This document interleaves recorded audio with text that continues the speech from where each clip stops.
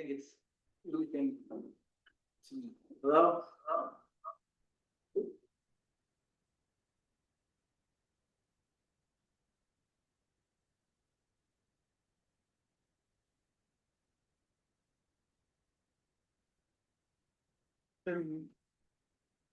Maybe it's going through your computer.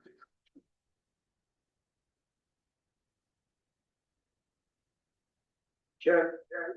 Reverb.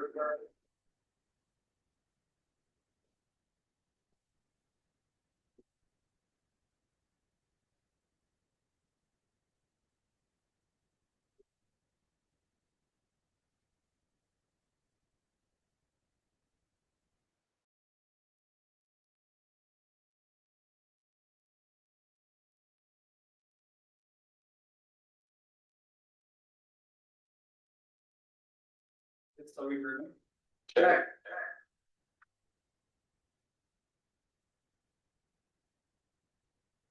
Right here, put on it.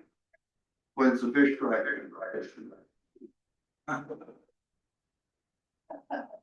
Done deal.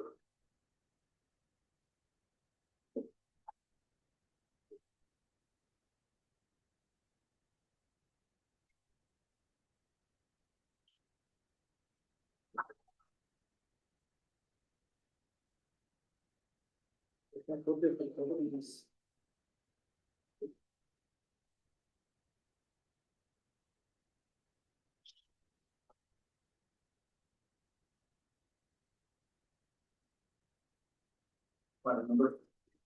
Oh, I got it.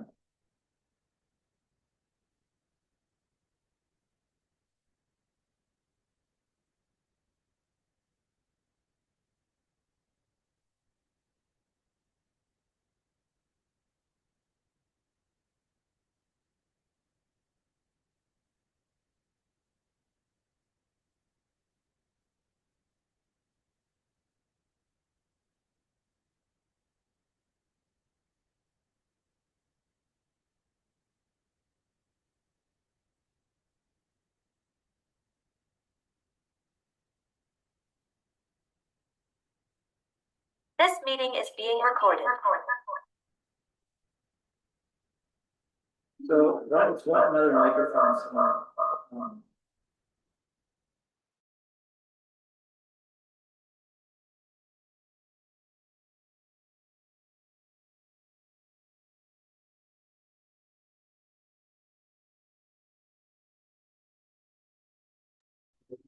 Microphone.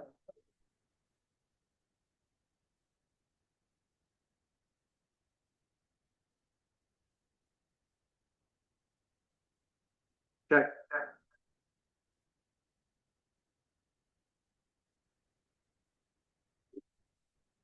Check.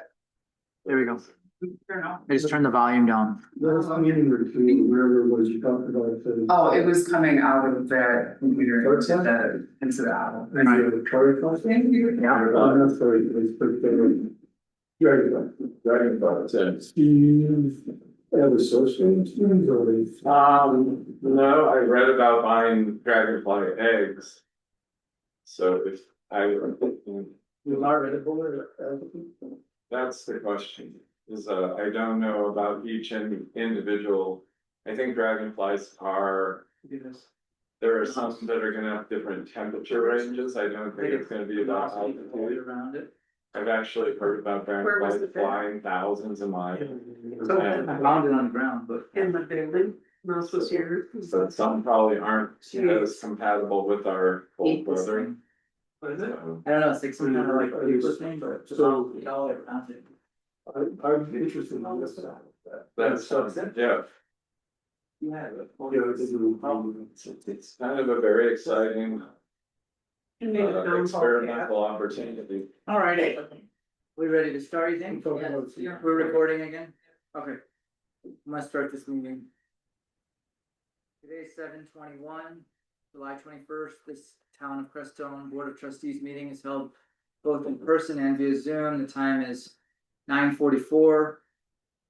To ensure timely completion of the town's business, the following procedures will be followed.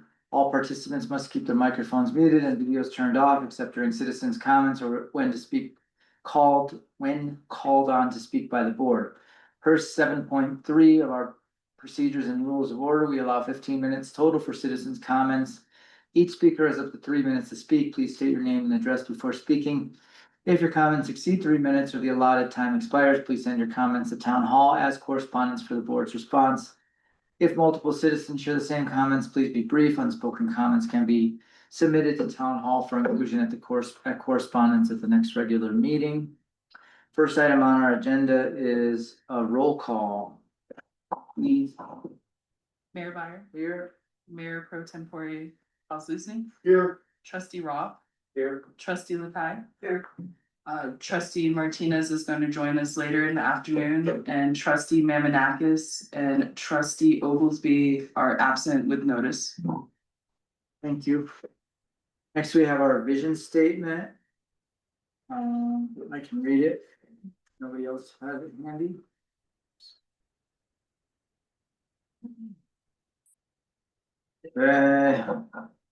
Historic Crestone, Colorado exemplifies small mountain town beauty within a community committed to multi-generational well-being. Town continues to celebrate its pioneering spirit and unique diversity through contemporary self-reliance. Crestone's goals are to enhance economic viability, environmental preservation, sustainable living practices, and social responsibility. Next, we have approval of agenda. Any updates? Additions, subtractions? You can see we have a nice long one today. Hopefully we'll just kind of move through as fast as we can. We started off some technical difficulties, so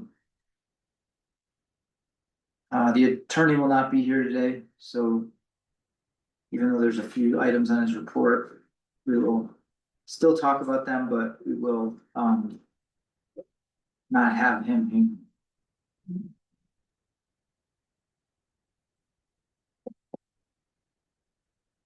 Any updates? Otherwise, I'd entertain a motion to approve the agenda. Make a motion to approve today's agenda. Second, I'll second. all right. Any more discussion? All in favor? Aye. All right. So everybody's gonna have to stay today, unfortunately, because we have, unless we have a quorum, that's where we're at. Approval of minutes from July 7th, 2025. Any updates? There was, let me see if I got the right one, okay, July 7th. Proposition 123 intergovernmental agreement, it's under old business. Just a spelling area, intergovernmental agreement with the town of Sawash. It's spelled, Sawash is spelled wrong. Maybe a little housekeeping. Under the there. minutes. You got that one? Yep. Okay. Oh, swap. It's Sawash. it's funny because that's how they spell it in some places, or similar to that with the W. All right. Anything else on minutes from July 7th? I move we approve the minutes from July 7th as corrected. Your second? A second. And trustee Roth. Any other discussion? All in favor? Aye. Aye. Yes. Well, you can still vote, you still should vote, because we haven't voted. Aye. One decline right now, Gotcha. yeah.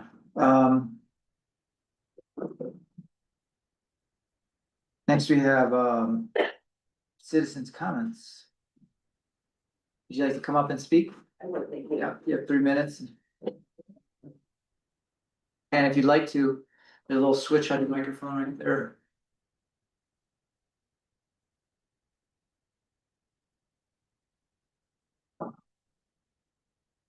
And then tilt it down so that it's aimed there. There you go, yeah.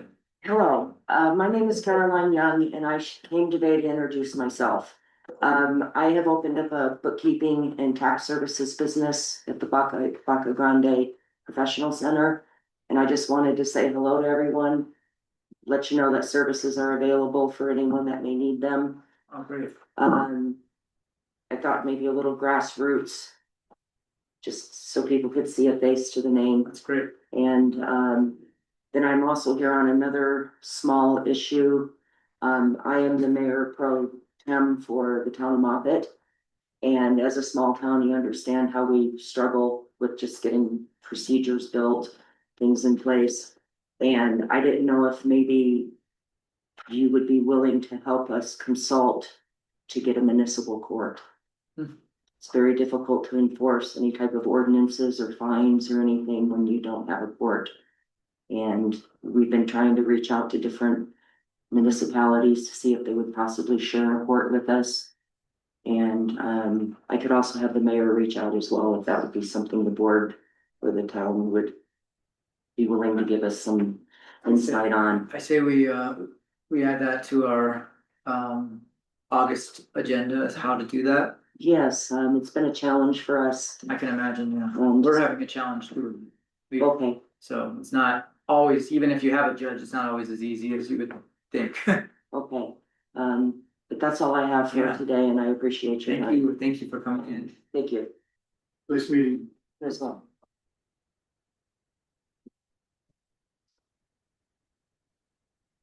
Okay, any more citizens' comments, anybody would you like to speak, Drew? No. Any more citizens' comments online? Nada.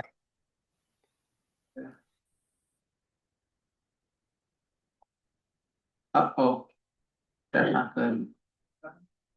They're shut down.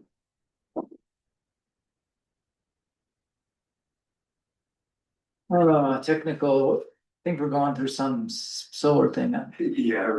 Now we just blame the sun for everything. They definitely said the Mercury retrograde thing was back on.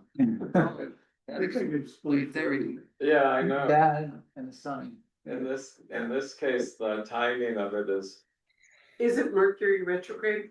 yeah, the timing of it is kind of working I would explain. exactly the way they say it works, but usually I don't have this many problems. Well, that is a beautiful screensaver. I worked on a farm. Andrew, do you have any experience with old heaters? Yeah. I got a couple questions, when you have them. Okay.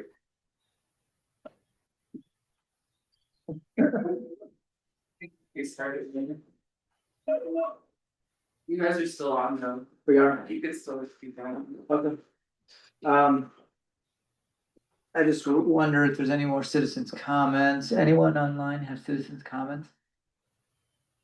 Okay, hearing none, we're gonna move on to correspondence. We have two correspondents in our binders. One is from Angie Jensen. I know that Ariel has already written a full letter back. Is this after that or? That was before. This is before, so she already has a response because Ariel is in charge of doing the building permits. And we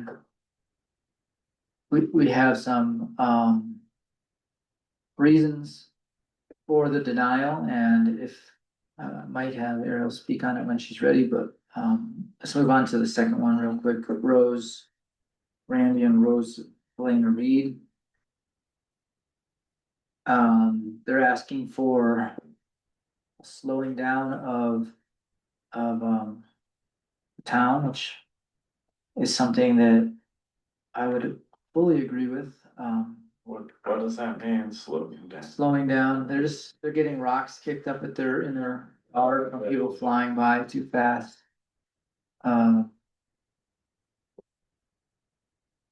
In my report, I'm gonna bring up some stuff having to do with how we're gonna, one way that we're gonna do this, which is a campaign. It helps bring awareness to speed and safety.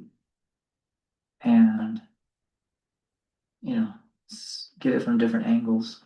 but I'll bring that up in my report, so hopefully you can, Ariel, just Where is this make a house? response. Yes. Iron and cottonwood, okay. Very furnished.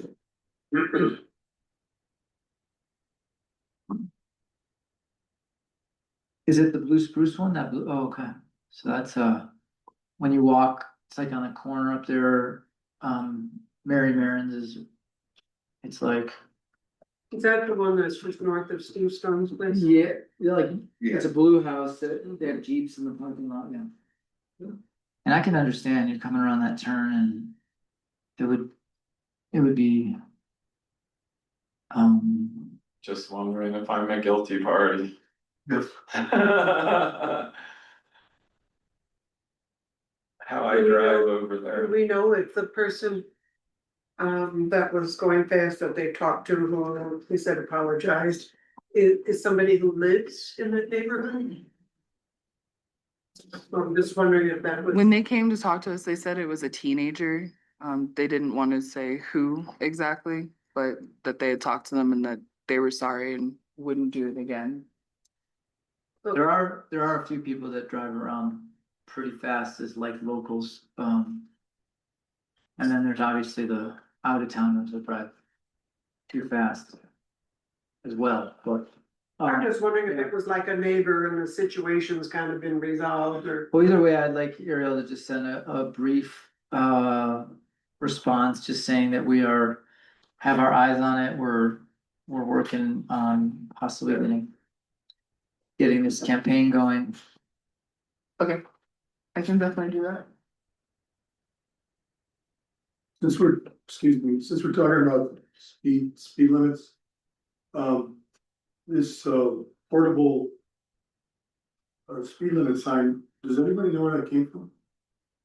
The county. Is that the traffic counter that LB was talking about? That's the counter? Yeah, That's probably a good move. Do they say what they're gonna charge us for it? He didn't mention it. They just move it around. he needs to give us one of those price sheets. Yeah. But we'll talk about that as we go further. It seems weird to just put things in people's towns and not tell them how much it's gonna cost. I think he worked it out. with- He was coordinating with Brent on. Okay, We requested that like 3 or 4 years ago. So maybe time. It's way past time for a lot of things. Is it still there? Yeah. Good, 'cause I can tell my speedometer, right?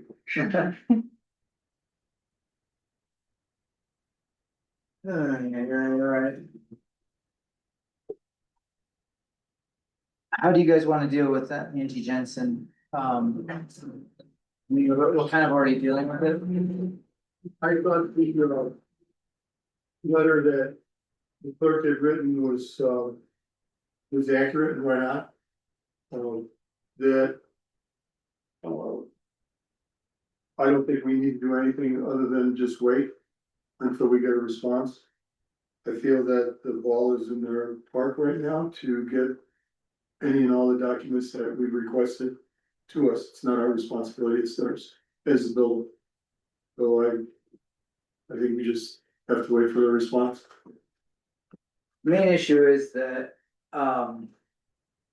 her builder came to the planning commission and in the whole process, he saw that it was gonna be a very difficult build and that he didn't have all the information. In fact, he didn't even have the right zoning correct. So it was like, you need to do more research, you need to possibly even get somebody to look at the site and see how you're gonna hook up the sewer line, cause that is number one, would be making sure that they have either sewer or a septic. It's right on the creek, I mean, the creek goes right through it, so for, now that we have a wet, a watershed. Administrator, flood administrator, that we should, sorry? The floodplain. Floodplain administrator, it's kind of like her due diligence to show that, it's safe to build there. And then we have our floodplain administrator, review that. we do have a water protection ordinance too, so, and I know that the state has requirements on how far a septic system can be from a water Right. source. So, my opinion, if she's trying to do something, it's kind of like. You gotta sort of do the legwork and make it so that it's like. We don't have, we should definitely do not have to go out and get an engineer to show that she can build on her site. So, I guess I would have a question about the order of events, just that. If they put a building application in before we had our. Flood administrator or, engineer for flood control. At what point are they grandfathered into old systems, and at what point are we, like what, I'm just putting the same. What I'm attempting to do is put the same. Duties that we expect from others on ourselves. So that we treat people fairly in process. And I don't really have an issue with what you're saying going forward. I just wanna make sure we aren't doing something wrong as far as how the past has worked out, so. I can speak to that because the floodplain administrator before SGM was hired was me. I, As the clerk, and so I didn't approve it. yeah, That but that could be, like, in my world, I'd just be looking at how appropriate we were in even the process there. So, I think I could speak to that as Yeah, well. The ordinance that requires us to, the floodplain ordinance has been in effect long ago. right, The fact that there wasn't an actual administrator, I don't think is an issue, other than, as Ariel said, it would fall on the clerk. if I was one of the. And let me continue Sorry, to say that, an illegal use of property is never grandfathered in. Illegal use of property. Right. I would tend to agree, I just trying to make sure, like, to me, I'm just. Like, I look at an ordinance with the clerk deciding what a flood is, what a floodplain is, as very inappropriate on behalf of the town to put that ordinance into effect that way. And that's the way I see it, like, I don't mean to push back, it's just honesty on my part. Well, So- I mean, I can understand if you were 40 feet away from the creek. Then it would be kind of this gray area, Uh-huh, but when the creek runs right through the center of your property, plus a secondary drainage off of, coming through Granite Street, which is right past our house, that's designed as a flood catchment. It runs basically from, Burnt Gulch, and it runs through, and when it runs really hard, and it goes right onto our property. I don't have any disagreement about the way the water flows, it's just about. How to put things into appropriate perspective to have good agreements with whoever's building. And try to stand by our integrity as far as our process. I would say the only thing that I would say about that is that, you have a choice when you're buying a piece of land. Yeah, On where to buy your, based on many factors, right, And if you buy a piece of land that's very difficult to build on. Yeah. You're gonna get pushback because it's a buyer beware situation. I agree with the buyer beware situations and I feel very, I like buyer beware. But I just, moving forward about our flood control, just putting pieces into place properly. I would agree, and that's kind of, sometimes, I hate to say it, but sometimes we get caught. Yeah, With our pants down, right, where, we're not totally, but it triggers us to. and I agree with that, that's very good, I think moving forward with a better process is very good. I mean, if she had turned in, plans, engineered plans on Yeah. how she's either gonna tap into our system. Yeah. Because it's probably gonna need a special pump to pump up and over to Yeah. the thing, to the sewer line. Yeah, And she had plans and road cutouts and right. asking for. I think For that? some of the onus is on them, obviously, if they didn't have their sewer agreements in place and didn't have, like, having appropriate sewer there, I mean, it's not, even for us to request or ask for that appropriately is on our part, the right thing to do, and I don't know how much authority we actually have. I don't exactly know without an attorney and proper, you know. Well, it comes down to, So- I told you that earlier that it's two basic things, you know, that you have to be tied down to the ground. Right, And you have to be within the setbacks of that Right. other thing, and you have to have, some kind of state certified, you know. and I'll have to go through our current building permit regulations and stuff. I still haven't done that, but I'm just checking in on things to try to, I mean, I think I think it is appropriate for them. It's to be requested or asked to do something that doesn't leave the town in a bad place. I think we have certain regulations where we might have actual control over that. And if we don't have them in place, sometimes we have to ask nice and like, you know, and or just, you know, they have to have their sewage managed for sure. So like that is a basic. The way she started off was asking for town's land, you know, Yeah. she said. I wasn't around, so I could be, you know, I mean, that was the very first request she made, was to have two of our streets vacated, so yeah. that she could have more space around her. I've And be able to, you know. I've seen a lot of people ask similar things in Yeah. my former, Oh, yeah, like, it's okay can to ask. ask, yeah. So, but that was how it started. yeah, Okay, now this is on the north side of the creek, right, that they're Yeah. wanting to build on. Okay, well, the road there is 60 feet wide. And I couldn't find the pins, cause I took Ken out there yesterday, I couldn't find the pins, so a survey might put it in perspective. They had For one, there should be pins there, I unless they pull. didn't see anything. Well, on that side, there was a pin, there was a pin on, cause I know where the pin is. For yours. The side over, well, their pin is Yeah. still there, and you can run a line, and it used to have like a flag, Right, so. okay, Yeah. I didn't see it yesterday. Well, Kim and she had the question, okay, with the setbacks. Then you're looking at, it's almost like could hold an outhouse, and that's about the Yeah. size of it. Yeah, Now, on the other side of the creek's the same thing, but she doesn't have, access to sewer there. Right. Water possibly, but sewer no, right, and, it's a very unbuildable site, and So Yeah. where exactly is this? so if you walked down west on Granite Street, which is the gully. And you walked past Spruce Street, which is also a closed street or a undeveloped street.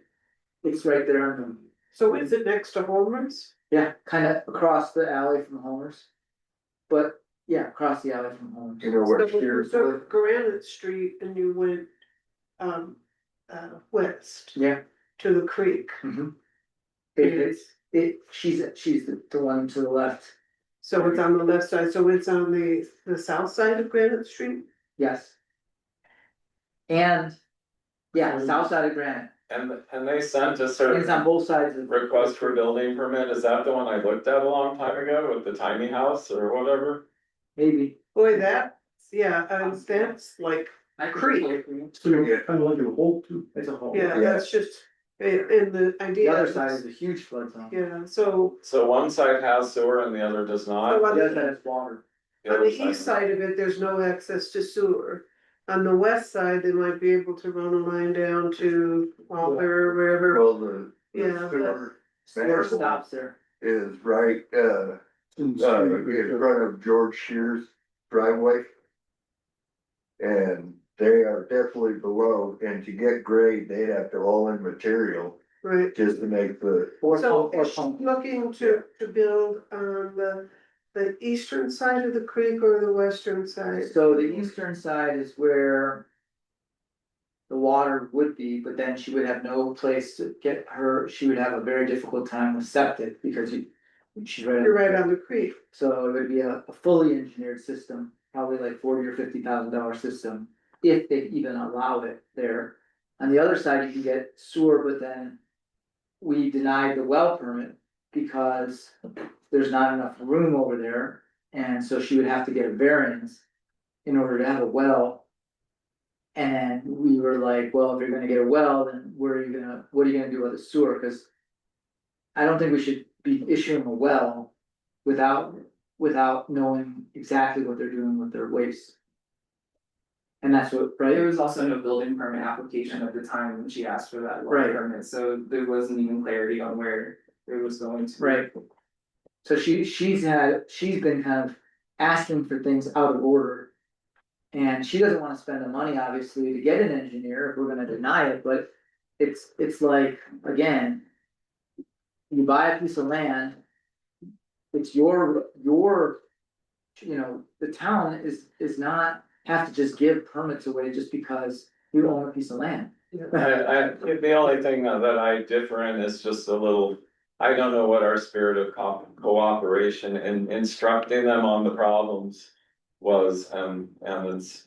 Well, it started off pretty good and then Yeah. it just kind of went downhill. Okay, so I wasn't here, so I won't get involved in that part of the conversation too much, I just think it's important that we do act. That we're interested in the people that wanna be here, and of course, their commitment has to be in kind, to be here, so. I spent a lot of time working with her Okay, through email and with her builder in Yeah. person. I spent like hours talking to Okay, her okay. about this, about setbacks, about. I just wanna make sure we're not the mean people, we're just trying to make sure everything's okay. Well, I do think it's, for every situation, it's important to have a good process Yeah, that we have. So I really agree, we need to make sure the process is clearly stated and. right, But I also know, was it 3 years ago now, maybe, Benjamin, that we joined the floodplain insurance deal. And part of joining that with the town, it comes with its own sets of restrictions. That for us to be a part of it, it has a lot of criteria. That is part of being part of the flood insurance, cause right now, people who live, 2 blocks from the creek might not be able to get flood insurance, so we joined this so people could get flood insurance. But that program itself has a lot of criteria because they don't want to increase a risk. And so they have their own criteria where and how people can build, and what sort of mitigation might need to be done, so that's also part of the town. And we still need to push FEMA to do our Right. mapping. so we would need to, Yeah. if we have criteria that we have to follow, we have to put that in our Right. code. Right away, yeah, Well, we have a pretty good flood. It's there, Yeah. yeah, okay, it's there. then that's all I'm. The main thing I think, the next step is to figure out a way to get FEMA here to do an actual flood mapping. Well, it sounds like the planning commission is on it, so, Yeah. Yeah. And the flood mapping is a little bit of a shortcoming in our code as it is, or No, Well, Sure. it does refer to it. no, if we refuse somebody based on things we don't know, that sort of just seems a little. Well, it is in our master plan that we did have a flood assessment and it does show that land inside that map. Uh-huh, But it's not a FEMA approved map necessarily. It's Right. done by an engineer. yeah.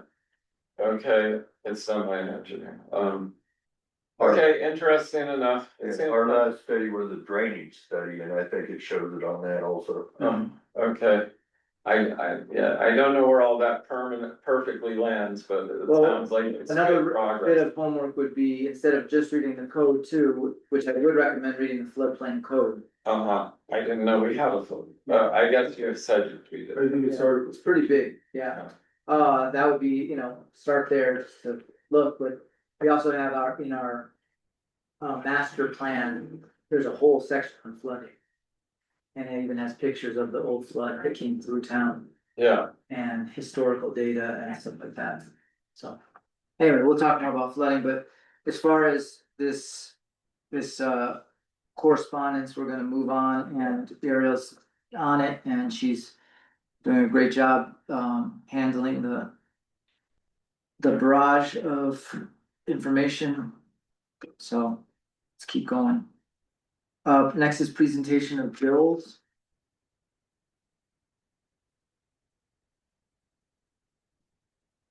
So the bills are in our binder. That one bill that we decided to hold back on, did you find anything out about it? Yeah, it's a loan payment, but I'm meeting with Randy Sneed next week, and I want to talk with him more about that, and then present that to you. Okay. Okay. And then any other bills on there that were outstanding that needed to be reviewed again, or? We just have a bill, we have one from Pinnacle, one, and it's not really a bill, it shows that we still have a credit with them. To the state, there is a bill from Seth Walker, one from Gopins. And then one from Marty's Maintenance, which is a plumber Mm-hmm. doing backflow testing. I would entertain a motion to pay the bills. I'll make that motion to pay bills. There's second, Guess I'm seconding. okay, any more discussion? All in favor? Aye. Okay, thank you, quorum. Next, we have a treasurer's report, so there's a lot of treasury stuff, which we're grateful for. Shows that we are in our profit and loss, we're doing pretty good, we, you know, this month we are in a positive,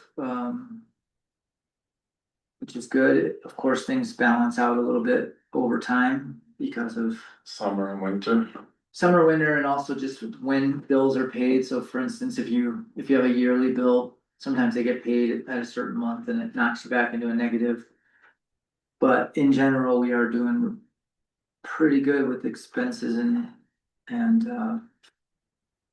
revenues. Would you agree? You wanna report on it at all? I don't have much to add except that it's not fully perfect, that profit and loss statement, because we're still entering credit card statements manually into QuickBooks. I just haven't had the bandwidth to do it, but after this week, I will. But but the 2,000, it was like, that was already taken out because it was, right? I mean, I saw that there was like ask accountant for $2,400 or something. So I assume that that's probably what it is, it was on, the, It's possibly a couple of things, and I believe one of those things is the check to Nick Navarez for the 4th of July event. didn't clear. Not that it didn't clear, she just didn't know Okay, where to categorize that. okay. One other thing on the credit card statements was, I noticed there was a charge on one card. For.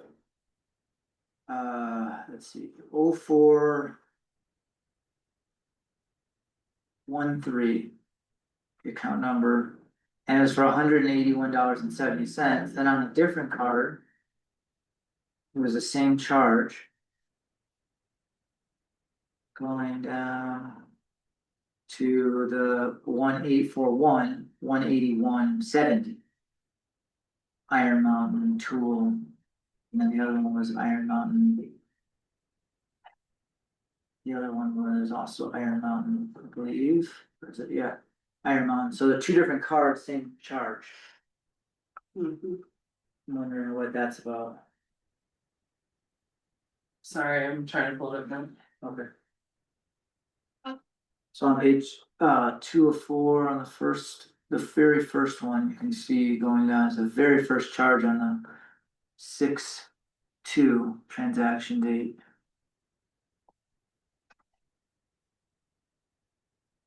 Oh, Iron Mountain Tool See that? in Salida. Okay, so you see that's one card, 0413. Mhm. Then you go down about 8 pages to page 1 of 4 on the Public Works card, 1841, it's the same amount, 181.70 on the same date, a different card. It looks like you get charged twice, same amount. I honestly am not familiar with this charge, I see what you're I saying. think it was for the rental of that machine that they use for aerating. I think it's not two different charges, I think this is a statement of activity from all. Oh, okay, so the top one's all cards and then the bottom one's just separated. Yes. Gotcha, that would make some difference, is that? Let's see, 0100, yeah, okay, I see, because those are duplicated, okay.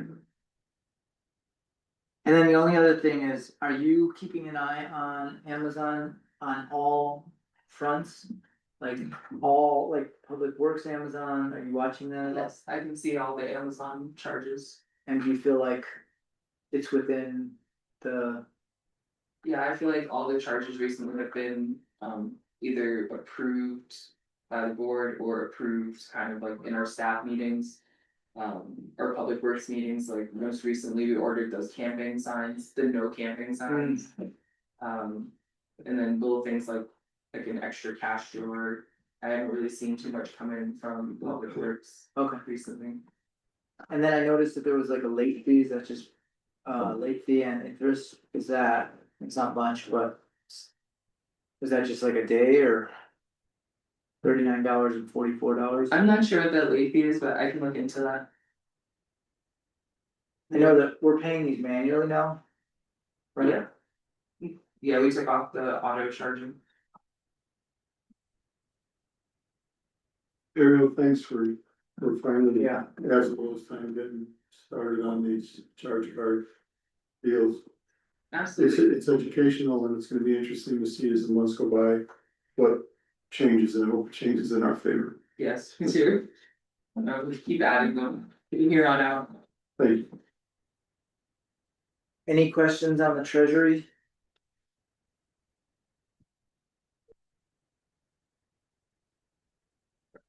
You guys notice, in our balance sheet, I believe, you can see the capital fund. Due to, it's. Where's it to do water and offset, it's. Little further, it's 109,513. So obviously, that's as of 1/25/23, so that means there's probably, wait, no, that was established in January 23. But this is the account that we might be able to use for buying this land as well as for that pump. I got approval from our attorney saying that we could buy land for capital improvements. And you haven't heard anything about it, so I will review that. We're gonna talk about it at my report, but just so you guys know that there is enough money in there, it's just this is a separate account that is used specifically for capital projects that improve the town, and in my opinion, there are also projects that kind of increase the value of the town. Go forward. And make the town, more resilient. Things like that, so. It's supposed to be kind of a win-win-win situation when you use that money.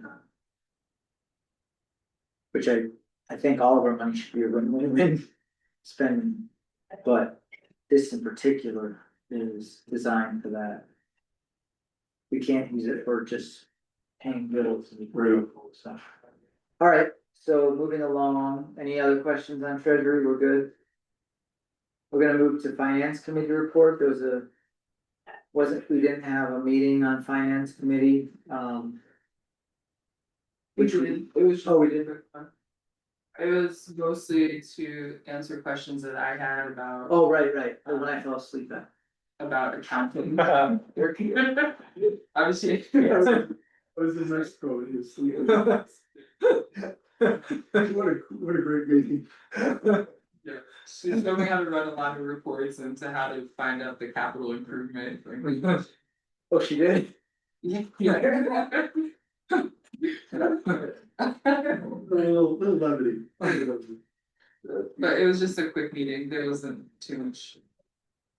Okay, well, all right, but we don't have a report on that. I think, is there anything you want to say about finance committee? We will be having more meetings coming up because we are now coming into budget season and we need to make sure that we're starting to think about that. I do have something to say, and I was gonna add in a couple other things, and I'll do that later. But, yeah, this is the time of year that we hope to have some ideas coming flown as far as what we're gonna spend on 26. So I would ask board members if they have any, I don't wanna use the word phrase, pet projects. But I think it's appropriate that you wanna see done better, included, or whatever. And give us a chance to be able to cost estimates on that, these next few months, not too many months, but next few months, be the right time to do that.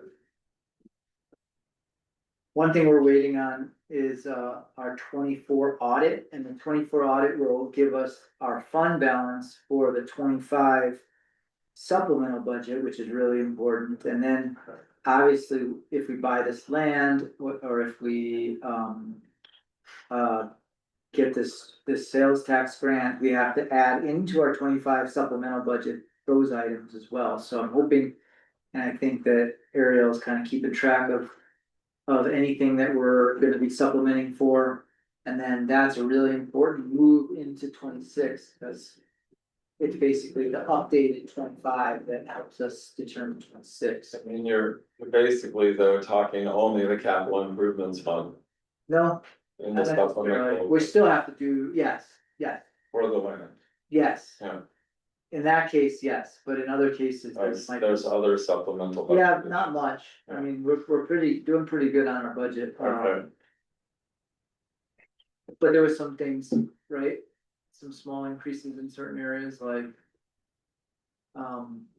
Possibly like the testing, because if we have to get more testing or whatever done for.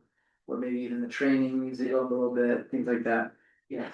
so. Well, this expenditures, like, always postage is never right. Never, yeah, so, Well, in the ideal world, I will enjoy being part of a budget committee so I can get up to speed on what we're actually doing. great. But I'm super busy too, so that's ideal Well, I'm world. hoping, I think we're at the height of summer right now, I mean, we are literally at the height of summer, everybody is feeling it.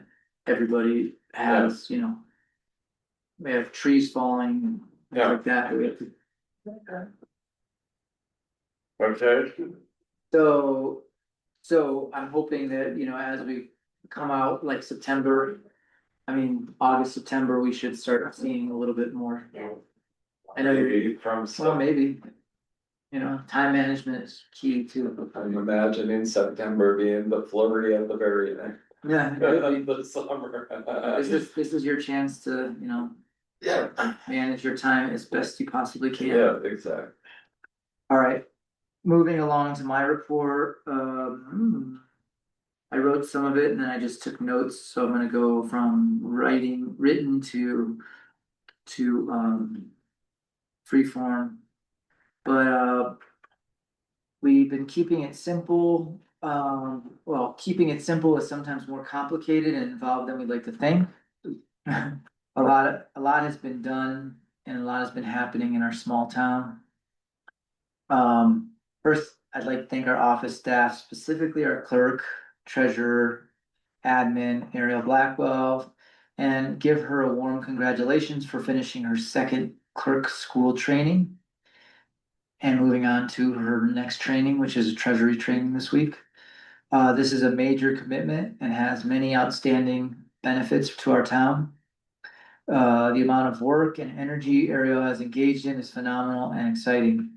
I'm extremely grateful for Ariel's dedication to her jobs and consistently feel the improvements in time management, leadership, and overall effectiveness. We should all give thanks for this commitment. Please let us know how we can make your job easier.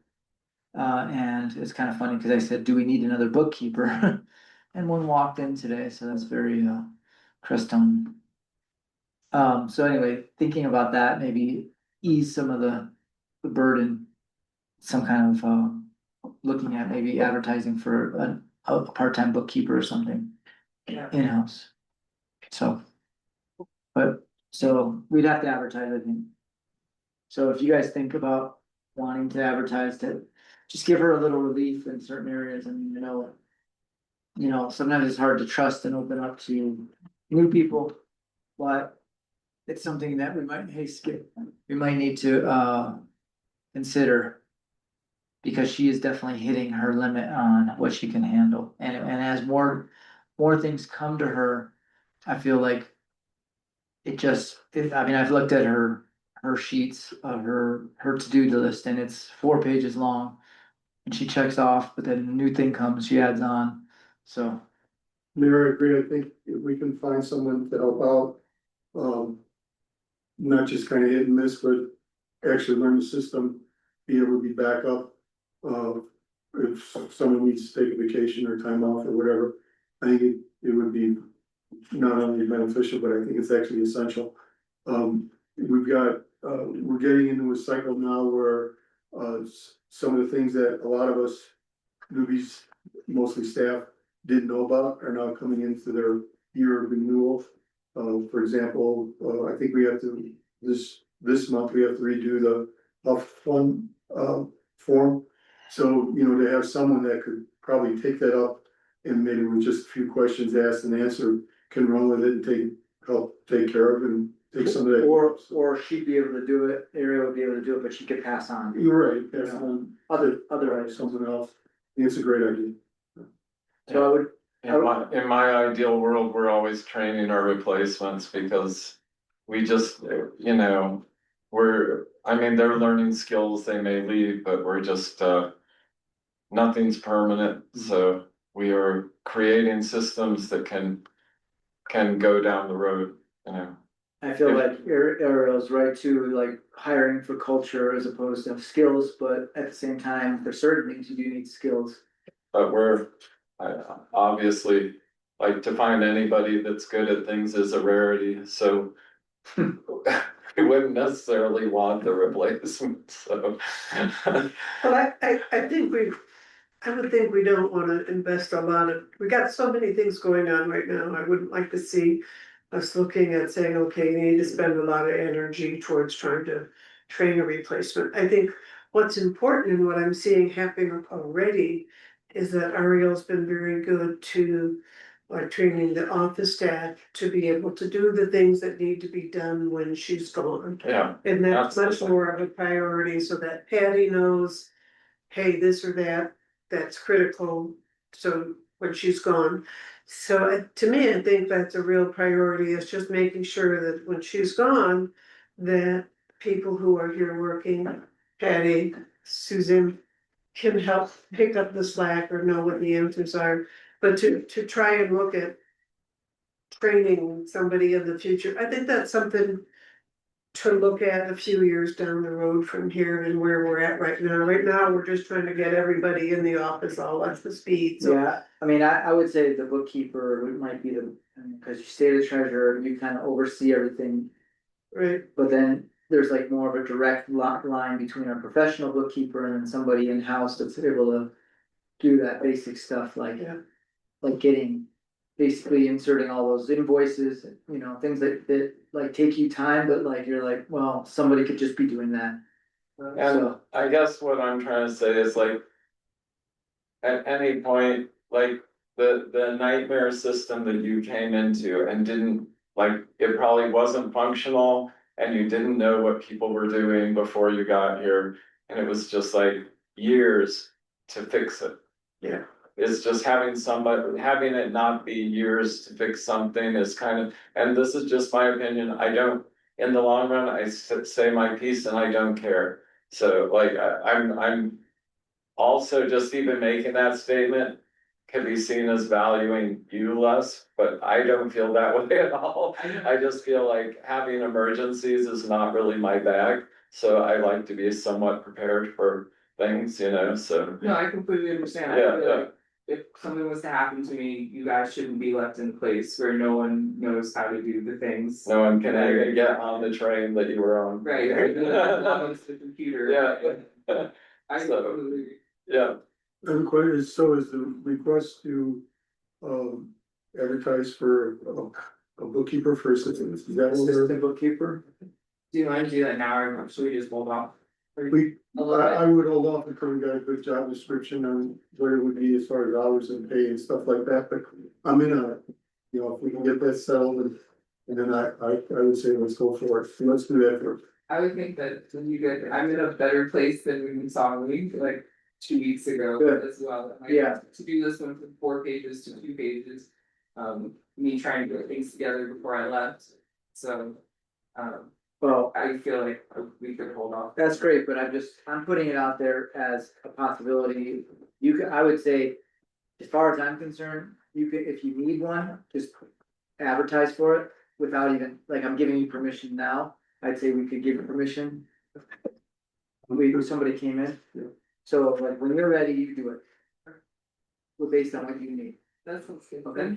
You could even train an AI to have the basics of what you do. Not saying we should replace you, but just like have somebody that knows, something. I'm gonna keep going, my report, I wanna bring up, I keep wanting to bring up simplicity and going back to the foundations of governance. Each one of us has our own threshold of how we handle the many complexities and intricacies of our daily life. We all have to deal with partners, families, friends, community members, our finances, our spiritual lives, and the list goes on. Our commitment to government definitely adds multiple layers of complexities to our already busy worlds. This is the reason for us all to contemplate the foundations of governance and our mission in governance. I keep reminding us that these meetings are where the rubber meets the road. None of us can make unilateral decisions for the town, and we rely exclusively on our quorums in order to make good decisions. So all the preparatory work leads up to the point of motion, and all work afterwards comes out of the motion. If we as a board do our homework and come prepared for questioning and discussions, we can, on the highest level, move from a foundational quorum to a consensus, which is, in my opinion, the highest form of representation that we can ask for. It shows that we are all moving as one governing body and that we can represent the maximum constituents in our decisions. So that was kind of my philosophical take on things, but basically the idea is that this is where it happens. So everything is leading up to these motions and being here, and a quorum is minimal, but still good. We definitely need that quorum. It's ideal to have all 7 of us sitting here with a consensus. That's what I'm trying to get to. And understanding that that is where everything comes to, because when we're outside, none of us can really do anything. We're pretty useless. I mean, very little can we do. So this is where it comes down to it. So I'm asking, the people who are here, people who are not here, that, we keep looking at the meetings, putting on our schedule, really understanding the schedule so that the meetings are the primary. Everything else kind of revolves around that, but the meetings are absolutely primary. The next thing is this land purchase. We have signed an exclusive right to buy and a transaction broker relationship contract. So the exclusive right to buy allows us to be able to talk publicly without feeling the risk of having to go into executive session over a piece of land. And so we signed that. I don't know if Desi gave the $10 or you gave the $10, but somebody put $10 in just to hold it as a formal sort of ceremonial offering. But anyway, it was $10, and we have a contract to buy a specific piece of land that is up in the southeast corner of our town. It's the corner lot on Lime and Pine. And it's not just a corner lot, it's 7 lots. So it's 3.5 with a street in between and another 3.5. And the reason why that land is so strategic is because it's one of the highest pieces in our town as far as elevation. So it's not pinyon, it's pine. Oh, sorry, pinyon and pine. It's in between So pinyon. it goes between pinyon at the top and Pine pine on the bottom. on Lime Street. On Lime, and one over, which is And Cedar, that's across from Living Wisdom, across from Living Wisdom, correct, water tank. exactly. It's about maybe 50 feet elevation difference from our main water tank. But if we buy that land, then at least we have the land in order to start looking at going forward with something. Do we have a price that you can talk? Yes, so the price, they're gonna give us one piece as a donation. And then they're gonna sell us one piece for 69,000. So it comes to $10,000 a lot, So it's 6 lots? 7, it's 3.5 and 3.5, cause there's a half lot at the top.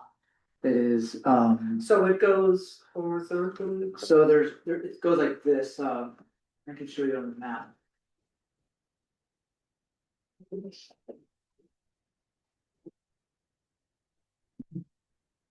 It's 1, 2, 3, half, 1, 2, 3, half. Okay, right. So that, street in between, street on the side, street on the So the side. total cost? 69,000, we paid for the appraisal. For everything. So 70,000 for all of Yeah. it, and 10,000 a lot, for a 50-foot lot? It comes to 10,000 per lot, for each one of these. Right, because it's 1, 2, 3, Yeah. 4 by 6, and then they have this. Half and half. Okay. I think it's a pretty good price. I think it's we have to pay for the appraisal. I need a motion to approve that we will go forward with the appraisal, which is a $700 payment upfront. We talked $700, and we have a 2 to 3 week waiting time on this particular appraisal. And what the appraisal does is they're gonna appraise, I think they're gonna appraise the whole piece. And then it gives them, for their donation and the write-off, they can use it, it has to be appraised in order to do that. So is there a possibility, because we would be looking for a much needed secondary water tank, would that, some of that land purchase be qualified for some kind of grant funding? Yes, you can't get a grant without land, Right, but I mean, so, because of the long-term plan and the much need, I mean, we had to turn it into that one Yeah, low development. affordable housing project because we didn't have the water tank that could supply it. Would we be able to recover some of the cost of that land? in the grant. Because of a grant in order to. I don't know if that's possible, but I mean, the grant that we would be going for would be over $1 million, I'm pretty sure. And the other option. Up there, because it's big enough, it actually, because we could actually take some of that street, because it's never really gonna be developed. We could theoretically do a fire tank as well, like a storage for fire water. that's not- We've looked at, we've run into shortages of room for, public works, or, I mean, it's kind of isolated for public works things, but Mhm. having, we look at where we're gonna park equipment, or I think it's, anyways, that's all down Yeah, the thing, but I think that sounds like a really good investment for the town. I think it's it's a good secondary use, what you just said Yeah. about public works stuff. Yeah. Sure, Yeah. absolutely. Yeah. there's some other areas that are opening up too that we'll talk about later, that we'll have more room, but. No, I think that sounds like a really good plan, and it's something we really need, and I'm really pleased that that land has come up for sale and this action's been taken to secure Good. a place for the water. I think it's a really good. So, Can I make a motion that we move forward with the appraisal, and improve the cost of the appraisal? For the purchase of that property in area, if you could give it the proper, well, I don't wanna say legal description, but identification of the lots in that motion. And the person's names, I don't remember. yes. So the basic idea is that we're buying one chunk, they're giving us one chunk. I don't know which one's which, but it's 69,000 is that, and then we pay, there's like, the only other additional costs are the appraisal, closing fees on the lot that is being donated, and broker fees on the lot that's being donated, so another $2,000 at most, so 71,000 for that. I think it's a great deal. I mean, I don't think you can buy land at $10,000 per lot in this town. Before a second, either after, I could second the Yeah, I'll second. second the motion, but I'd like to Yeah. ask another Question, question. yes. So let's hear the motion real quick. Motion to move forward and approve the purchase. Or, sorry, to move forward and approve the appraisal. And I have to add the lot numbers. I don't I'm know. gonna text Busy. We put the dollar amount in, which is $700. Let's see, she's so close, 700. That's it, upfront 700.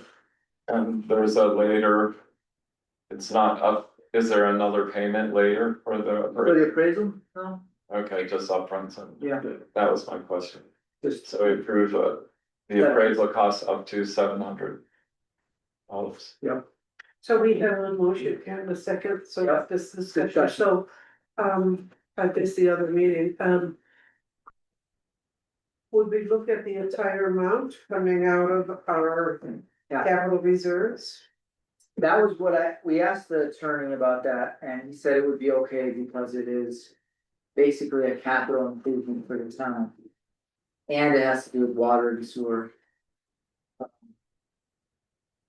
The only other question I had was, do we need to do a public meeting or a public hearing for it? To make it more legit, but we haven't heard that. So I also know when we bought this building, we were able to get a loan in order to do that, so that we didn't have to use up all of our capital funds. And so I wonder, it would be interesting to at least explore the idea of us to be able to do like a 5-year loan or something for the property. So Usually they do not loan on raw land, that's what I've always found. Okay, You can't get a grant without the land and you can't borrow on raw land. okay, all right, That's what I've always heard, I don't know if it's true for the town. You could look into it, but I personally think yes.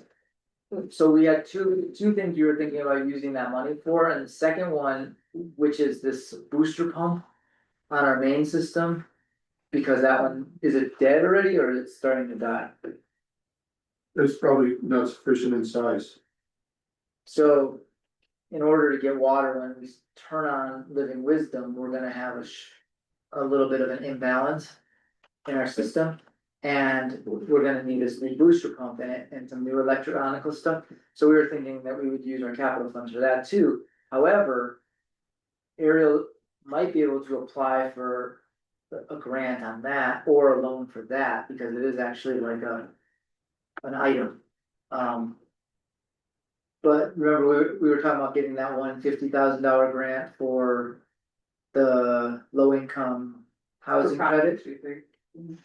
So there's that, I would love to apply for that.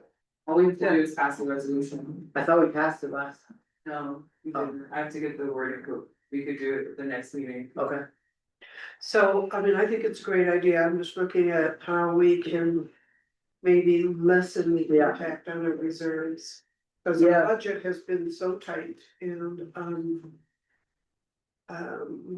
Well, the one thing that's nice about buying land is that the money doesn't really. It's kind of like you're taking capital and putting it into an asset. And if we had to sell it, we could and get the money back. But, we're not just buying something like, we're not just paying our employees with it or, like dipping in that way. We can't anyways, but, so it's kind of like in my opinion, we're getting a great deal. We're already making money right off the bat. yeah, On paper. it's a great deal from that, and I think and I definitely think that. It's a wonderful investment for the town for what we need. We hit to get that piece of land, I've been looking at it for a long time. And the fact that it opened up and came to us is a pretty good Right. sign. And the fact that there's nothing higher besides in McAlpin's, and if he ends up saying that he wants to do a tank on his land, then we can figure out what to do with Yeah. the next one now. Yeah, it's true, and, so how are we with our reserves? How big of an impact is this gonna make? Well, like I was saying earlier, we have about 159,000 right now. That's in the capital improvements. Okay, So. Every month it goes up by about 6. so that leaves us 60, 70, 80. It's gonna be about that. Yeah, 90,000. A little, yeah. So, Okay. yeah, Cool. yeah, so it's not using it all up. And it's still, like I said, it's a real asset, so. Do you guys wanna make a motion that we buy it? I thought No? that's what you just did. No, it was an appraisal. So, we haven't gotten word back from the attorney about a public meeting, that's my only. So far, he hasn't said anything, I felt like he said we probably would need one, but he was gonna check on them. okay. Well then, Well, I'll make a motion that we proceed with the purchase of the property.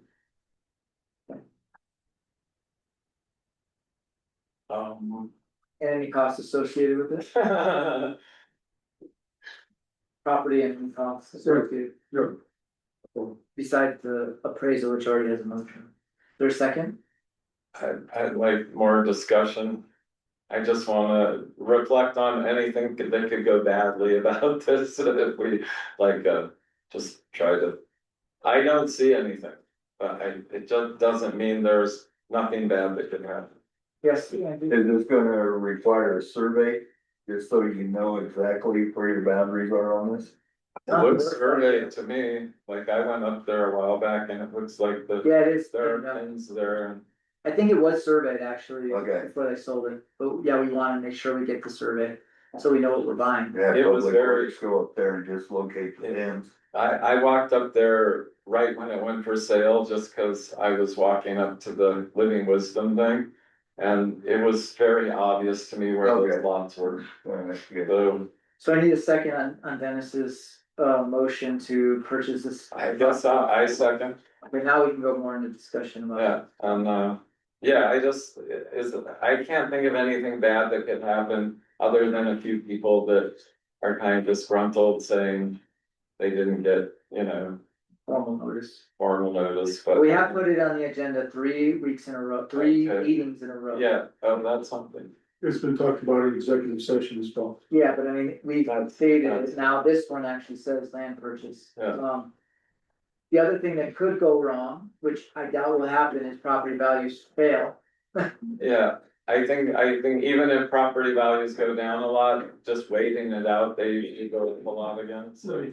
I don't have much issue about that. Alright, so motions on the table to purchase this land and use our capital funds and supplement our budget for it. With a price not to exceed, Not to exceed, I would say 73 if the absolute no, say 70 75. Plus closing costs? closing costs and broker fee for the one lot. They'll pay for the other lot that we buy. And surveys and, Yeah, we need a survey, but I don't think we will, Yeah. but anyway, I'd say 73. okay. All in favor? I, Yay, Yay. Congratulations. good one, Very good. good one.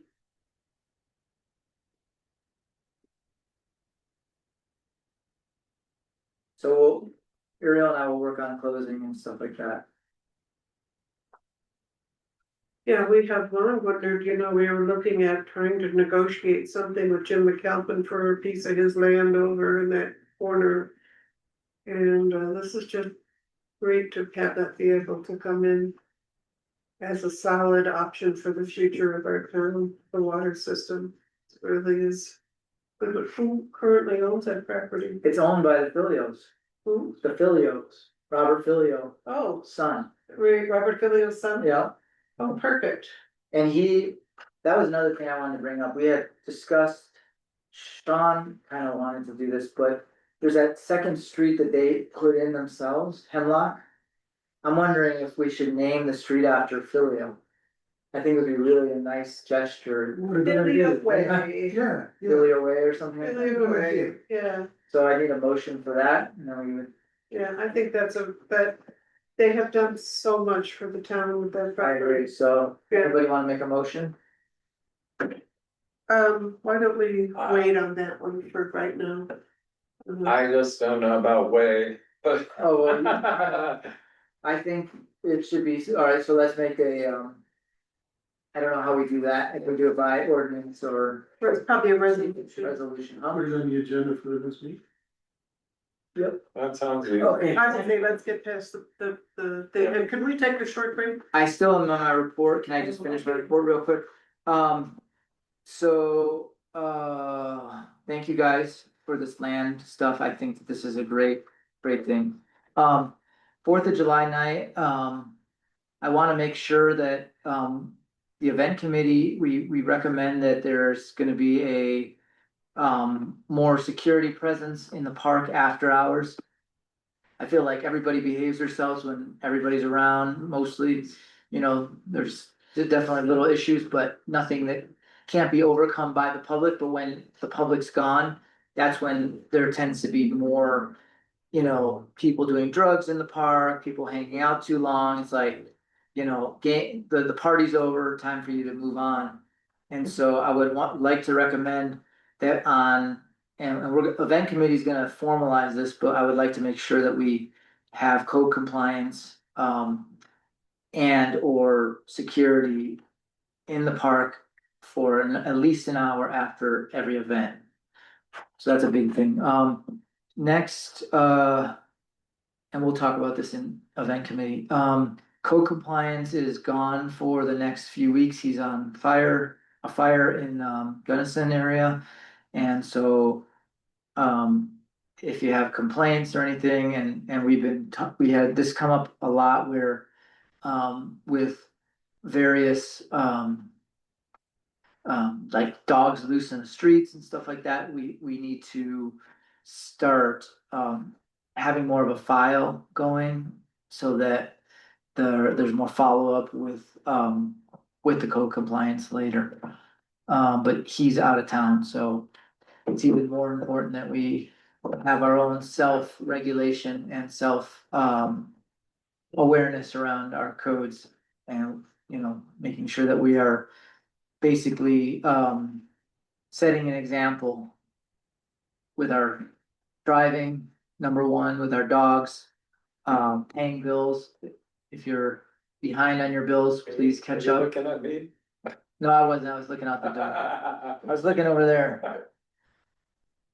Paying bills, looking over there. Yeah. Catching up on water and sewer bills, whatever you have to pay. So those are setting an example that we're, it starts at the board and moves out to the public. Next, I'm having a meeting tomorrow with LV from Road and Bridge in the county. We've already been dealing with him. I'm gonna be pretty strict and strong with him about, that we feel like, they owe us a bit and that we really want, some serious service, especially around safety. Putting in this thing is great. They're gonna get a good idea of certain elements of speed and traffic monitor, but now they have to do the work and actually paint our crosswalks with real paint, not this cheap household paint or whatever they used last time. I know it wasn't, but paint that wears off in 6 months is not okay. So I'm gonna really push them for that. I don't think you're gonna be here, but I'm meeting with him, so I know what we're going for now. I'm really clear on our Huff thing. The only thing I'm not clear on with Huff is, the reports that we have to do, and hopefully you guys are on that, and how they work. That's tomorrow. This tomorrow. And if anybody wants to come, it's at 4 o'clock tomorrow here, so to meet with him. Mayor, it might be back in Morrison at the time, so if it's Well, on Zoom or Google, or just a personal meeting between the two. I think it's just gonna be personal Okay. right now, unless, yeah, I just can't, That's fine. maybe I'll call you or something if something comes up where I have a question. Okay. Or we can sit on speakerphone. Next I had a meeting with Allison McClure. There's two things going on with Allison. One is she's working really hard at our fire mitigation grant. The state and the feds are asking for more information. I'm gonna be working with her on remapping and getting this super dialed. I think we got extra money. We have some people who are interested in doing the work, so that's moving along really well. Allison is in go mode when it comes to that one. The second one is I asked her, based on our talk a few months back, we had talked about a campaign and getting a sales tax grant and me talking to Allison about that. So we had a meeting about that. And we came up with a list of items to reach $7,500 for the full amount of a sales tax grant.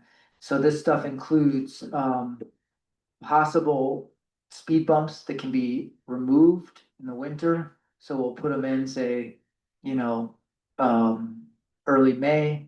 They'll be screwed down into the concrete with expansion bolts. And then in the fall, we remove them. And in a few areas, so we talked about that, and we're gonna do research. We talked about possibly replacing some of our stop signs with blinking stop signs that are on solar. Just especially the one right in front of Lonnie's place, he likes. But anyway, a few areas, we're talking about that. We are talking about, pedestrian crosswalk signs, those ones that say state law. So if we get these things painted, it brings more awareness to them by stating that it's a state law that you must stop at crosswalks. And that will help kind of push people to start moving slower. Obviously, we're gonna have a stop sign over here with crosswalks, but the crosswalks are kind of the most important thing that we really need to have, well established, because pedestrians. Is this the conversation you're having tomorrow, or is this Allison? This is for the grant with Allison. She's gonna help us write a sales tax grant for Yeah. these items. So if there's other things that you are interested in, please let me know. I'm supposed to do a count on stuff. I mean, I'm just gonna advocate real quick for a small town feel, which doesn't include lit up signs, you know, and keeping our small town a small town. I would agree, I but like people are the not speed doing bump that. idea tremendously. That sounds like one of the best ideas I've heard in a long Mhm. time. And I would just witness that I saw when the lines were painted on the sidewalk. Almost all the cars slowed down Mhm. immensely and Yeah. let people, like, I walk a lot and everybody. Like, there was hardly anybody that didn't see me heading towards a crosswalk and just totally stopped. Totally. Almost So I everybody. like all of this, Yeah. except for the flashing stop signs. Okay, no So- flashing stop signs. So let's not have flashing stop signs, you know, They're but only. I think pedestrian Yeah. crosswalks, all of the above is really. But if we The other could, if thing, we could get other things instead, that would be well, the fantastic. other thing we were talking about was, maybe some kind of campaign bumper stickers. A couple of them that we give away, like, Slow down, this is Crestone. yeah, Or I mean, If we, Uganda had one that said, yeah, if you're in a hurry, you're in the wrong place, or something like that. if we could pay a local artist to do little signs to stick in the ground, that would be way up on my list. But you know, just getting some of the money to go to local people as well. Yeah. Yeah. Very good. I know it was effective, and I noticed almost immediately when the fella down the street here put up that sign, the bigger sign, like, I don't recall what it says now, but slow down, and he homemade it. Yeah. And, living on Hemlock and walking up Galena, I noticed immediately. And being the fact that we don't wanna be a dead town, we could always say, you know, signs that kids are walking and different things like that. Children crossing. Or like on the, other roads, we could say something like, keep the dust down. Figure out, I appreciate that in Hemlock, I'll tell you Yeah. that. dust is, yeah. Well, the charter school was supposed to make signs. They did. Yeah, but the only one I see up is the one coming into town. Right. Yeah, a sign of someone walking, getting peppered with rocks and a big X, you know. That would be great. So, Or the sign says, you're in Crestone, where the hell are you going to go in a hurry? yeah, So, yeah, I like that. yeah, So I'm just gonna kind of move forward. We can always pick out the exact Yeah. stuff. We just need a general idea of how much 500 stickers cost, you know. the speed. And I like your idea of paying local artists, so we'll put that in. Like put $1,000 or something Yeah. between 3 or 4 artists. Yeah, And then, no flashing stop sign, pedestrian crosswalk signs, I think are really good, at least a few of them, just on an A-frame. yeah, Speed anything supporting the bumps. kids running across the street and then, One thing I was thinking too, instead of, cause these speed bumps aren't very high, they're just like smaller ones. yeah, Would be maybe like a series of 3 of them. when you pull in, so it's just like. That sounds good, I mean, And and a then little just- bit, they don't have bigger ones, that's too bad, but. Well, they might, but we have to look further. All I found were these ones that were about that high and they Yeah. ramp up to that. Like the rubble dumps they put over there on Cottonwood. They're above ground and they're made out of rubber, heavy rubber. And they just, you bolt them down to the ground. The rubble dumps worked for a while, and then they just started, you know, going. Filling in, they fill Yeah. in, right? Yeah, the asphalt gets hot, and then they just flow together.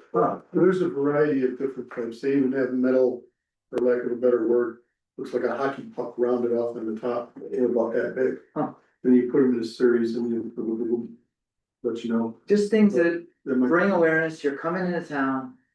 Slow the fuck down. If we could get our own like sign that we can move around with the 15 mile an hour.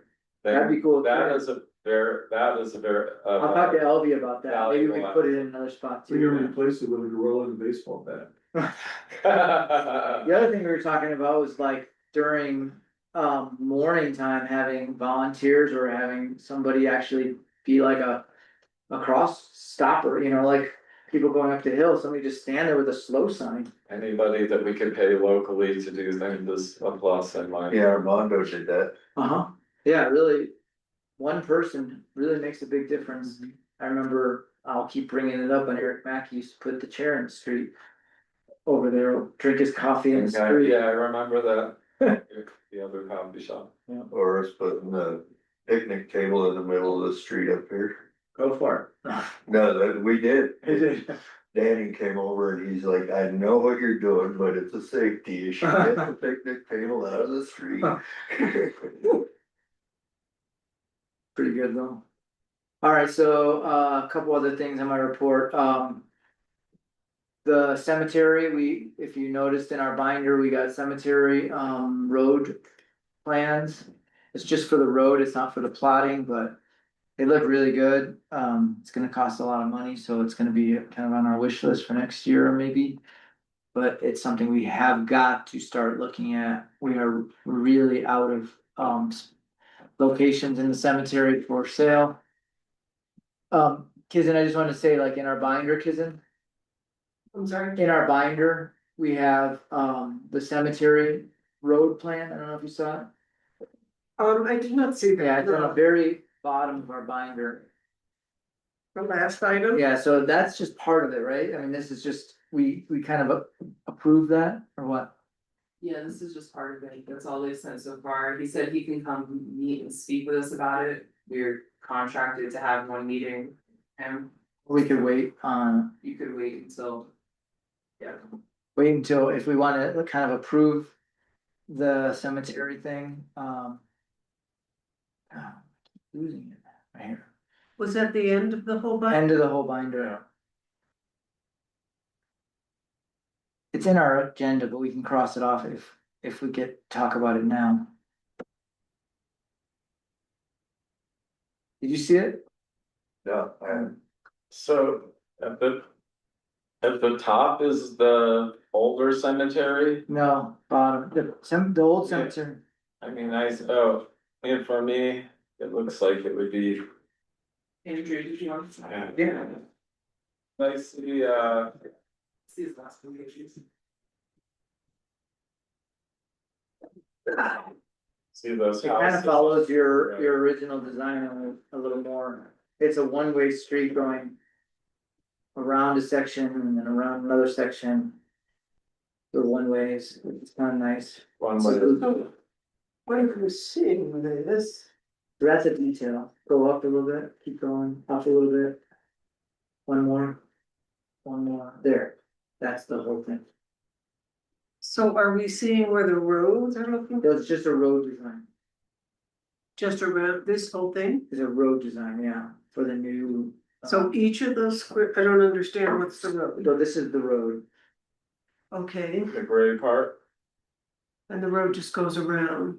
And the idea is that you have a road and then you can expand inside it. And then there would be trails and things going through it. Okay, and what's to the right with all those squares? Those are You just see it, basic I, plots, you I'm met just them trying to- measuring it out. north so is that up, I there'll take be it, plots inside there I that believe that is, space, but this is how they start. east is north. up, Okay, but a lot of Established- those, a lot of those lots would not be available because of trees and. Right, this is just a grid, so the lots are, this is just to section south off, would be to the left. where things can go. Okay. and then. Once we approve. The cemetery, roads, then we would, then they would go into the lots and. Pick out where the lots go, cause this is the old cemetery, see how there's, Okay, So you're right, it is what you said. well, that makes sense. it's the expansion road, Mm-hmm. what do you think? Yeah, I like it, the way that, we were trying to do it as, when I was Public Works, was that, you'd have 15 feet from the east come in or road, that way you could bury on that side. And then from that road, you go 30 feet, put another road in, so you could access it from each side. Mm-hmm. That I think- way, is that we kind of won't like- block ourselves like we have with the previous, with our cemetery as it is now. So Drew, then what you're saying is this configuration here takes out that 15 feet of possible burial plots. But the amount of square footage within that circle still stays the same. Yeah, Yeah, and I think what Andrew said about making sure we have access from both sides, we don't wanna be running vehicles over somebody else's grave and. yeah, that's a problem now, cause everybody bought on the outside, and we have all the open spots on the inside. So just if you could dig from each side and have a 10 foot road going between all of them. yeah, that's the way Hayden Cemetery, where my family cemetery is, they have rows so that you can drive clearly through. Without, Yeah. landing on someone's grave. And I think also if you're gonna have, say, lots on either side with a road, there should be a space between them. So a person could walk around to the headstone or whatever, I don't know, 5 foot, 4 That's foot. what the current one is, and we were trying to factor that in, just Yeah. a 5 foot alleyway. Yeah, yeah, I think that's important.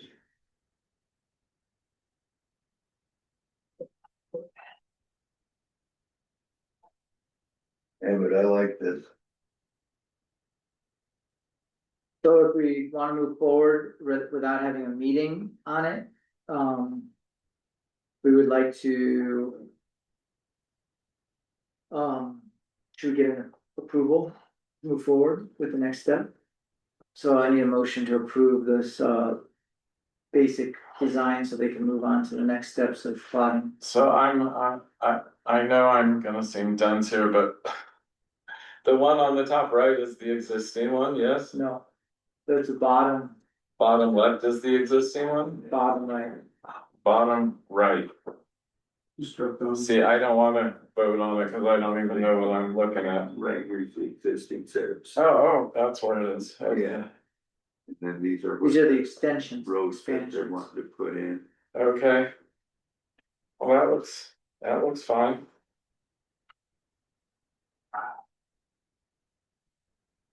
So the motion is to, accept the road layout presented and to proceed in the next step of development of the cemetery. Yep. And Or what second, what is the next? spotting.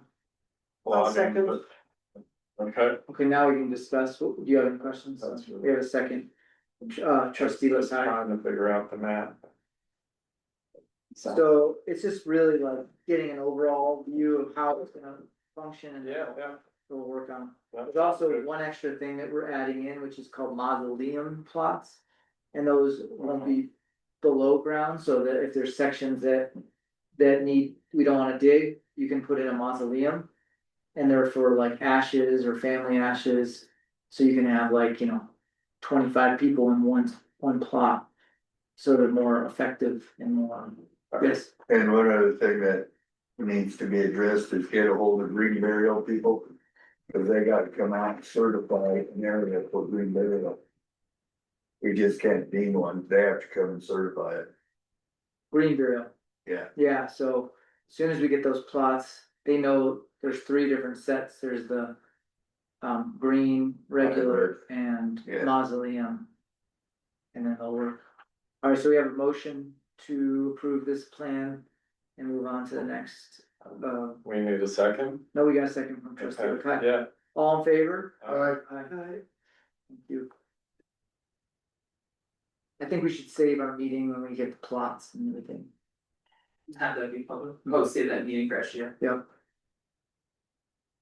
And I sent you reappraisal stuff. So the plots is just surveying the plots? Is that a survey thing? Or It's they're already kinda, we have the survey, now they For go the in and plot? start. Well, it is a survey thing, yes. So basically, they're gonna go in and start pointing out things with exact, right, you know, cause okay, that sounds good. numbering them and. then there's a recording of that. That sounds fantastic. Trying to get Ariel something.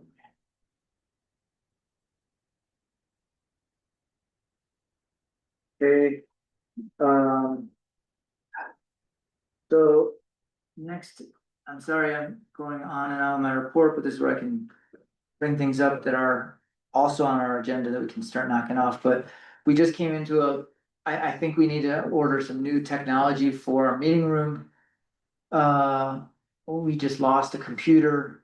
It was an old computer that I had brought here that I was donating, but I think we should give Ariel some money, approve some money to upgrade our meeting room technology. And probably what, $1,200, and then, Yeah, that's a good number, I think go below that. And But I that think like a projector, computer, a projector, yeah, or maybe projector instead of a computer, cause it just seems kind of weird to have a full computer in here that's not being utilized for anything other than. projectors aren't super expensive, No, but then I'm you need something to, you know, maybe they make like a little Zoom connector box or Yeah, something. that would tie into it. That we only run Zoom, Mhm. so. She'll do. sounds reasonable. So does somebody wanna make a motion to get some, prove some money for our technology in the meeting room? Yeah, This is something that we've been having to do for a long time. The other small item I was thinking, I don't know if we're ready yet, but was little monitors on our desk that, so like you could adjust your monitor, so you could have more or less sound coming out of it. I had priced those out about 3 years ago. What kind of monitors? They're little table monitors, like if you would have in a studio, but not super high quality, like not like studio quality. So like, we have this one speaker down here, so I can Yeah. take this speaker out. And then we have little monitors around that have their own volume control, Sound mons. sound monitor. So we got a motion on the table right now? No, that's done. Okay, So, but we're gonna make a motion for up to $1,200 in the For new technology and meeting room. for the meeting room. Okay, is there a second? I'll second. Okay. More discussion? All in favor? Aye. Okay. Next is EV station is up and running, so you can send people over, that's free. That's by donation, the donation box over here, they put up a sign stating that, so that's pretty good. So we're now have a EV station for people, which is kind of cool. It's been discovered. It's been discovered, what kind yeah. of station? Electric vehicle charging station, the one, We're gonna get that working again? it's working. Oh, Yep, it's working for free by donation.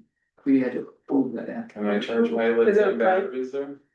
so is it a private donation? Somebody else is thinking. Private person donated? So no, we have a donation box, and Oh. so if people use it, they can just donate, and we're gonna just pay for it and see how much it costs. We're gonna do a 6-month assessment on it and see if it's, So how were we able to get it working again?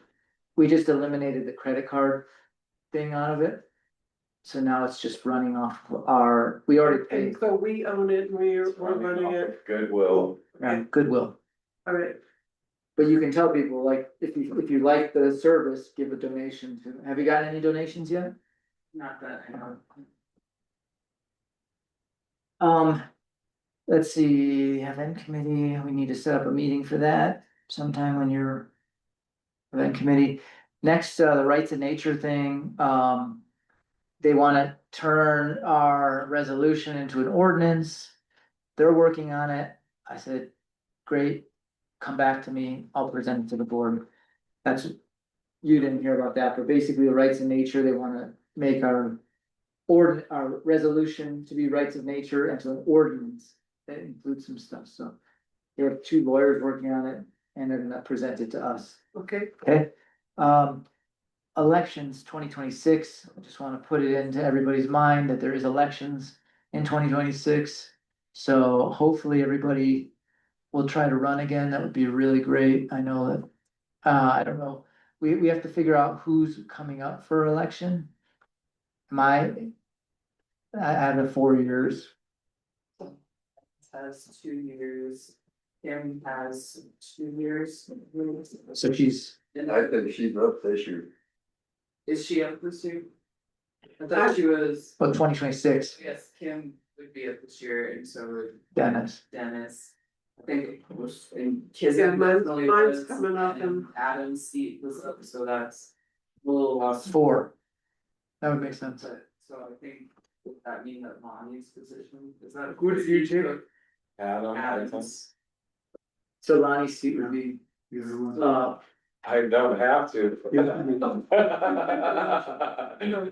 I am not running again. what? I am not running again. I've gotten too old. Well, think about it. Keep thinking. So it's pretty much everyone's seat except for yours. Mine and I think Sean's. I Sean thought just, they- I Sean, thought they were like half and half. Yeah. So, John was still in the position, wasn't he? so Armando ran. Armando at 2 years, right? So that's So- 2026. I feel Dale's. I thought there has to be some kind of overlap.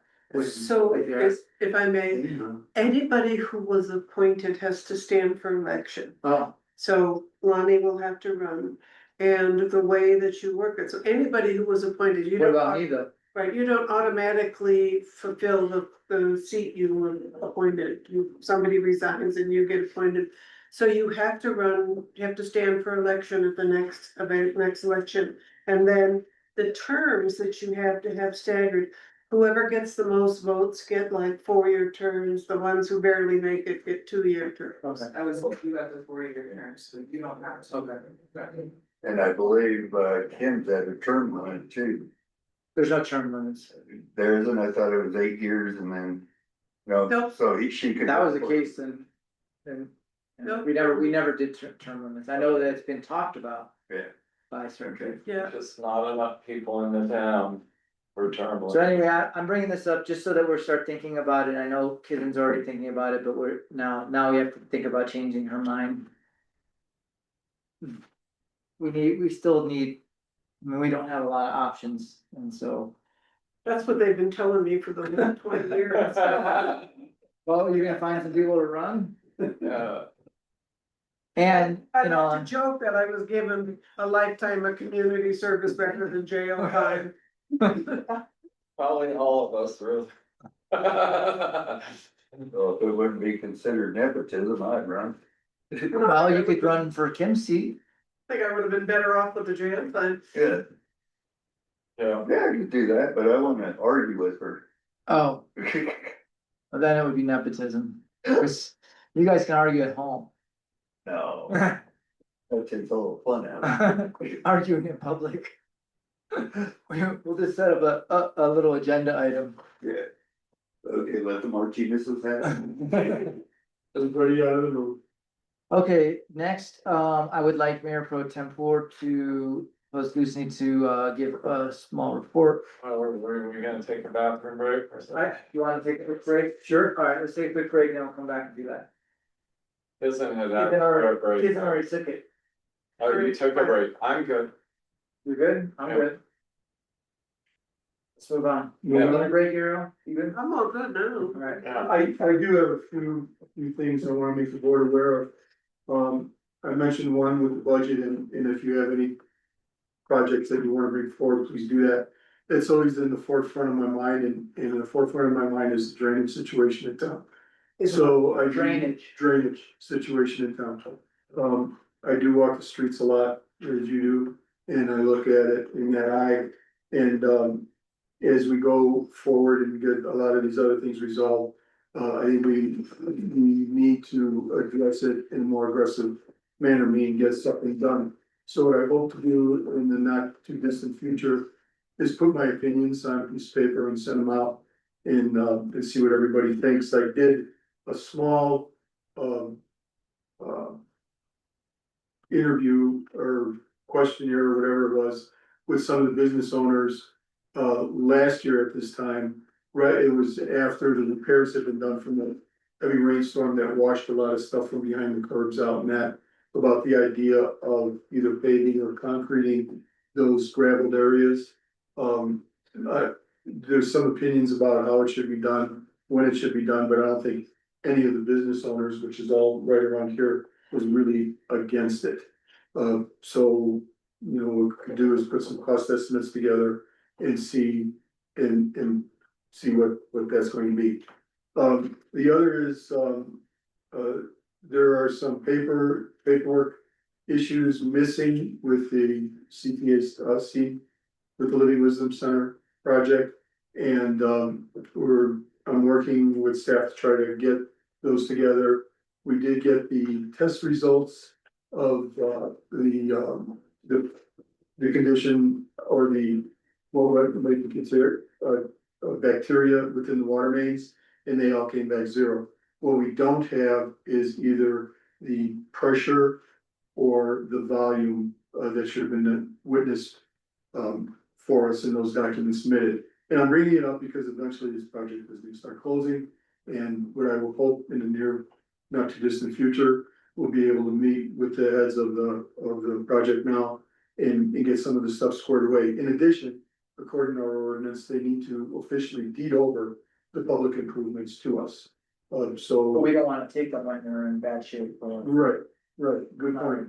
We wanna wait and get some tests on it, to make sure that, because once we accept it, then it's ours. If something goes wrong, we've got. What's the what? Once we accept the deed as ours, then it's on us to have stuff fixed. So if it's not fixed beforehand, Right, you know, they have to get it up to a point where we feel like it's. okay, And there's been some mention of some problems with some of the construction inside the sanitary sewers. I haven't had that verified. I don't know if it's true or not, to what extent, if it's one manhole or all of them, but that'll all be done.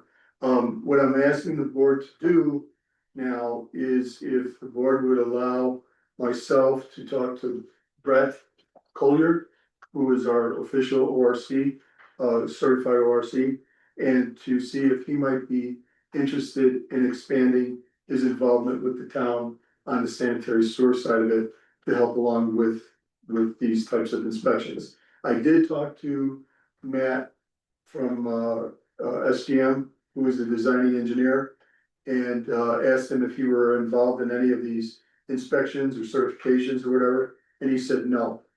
He was not, that was not part of his contract. And it's a little bit difficult because he is a designing engineer, and him not getting involved in that respect. It's, I don't wanna say it's odd, I'm sure it happens other places, but I hope we never build another project where the town engineer is also the designing engineer for someone who we might end up not necessarily having a good marriage with. No, hope I made that clear.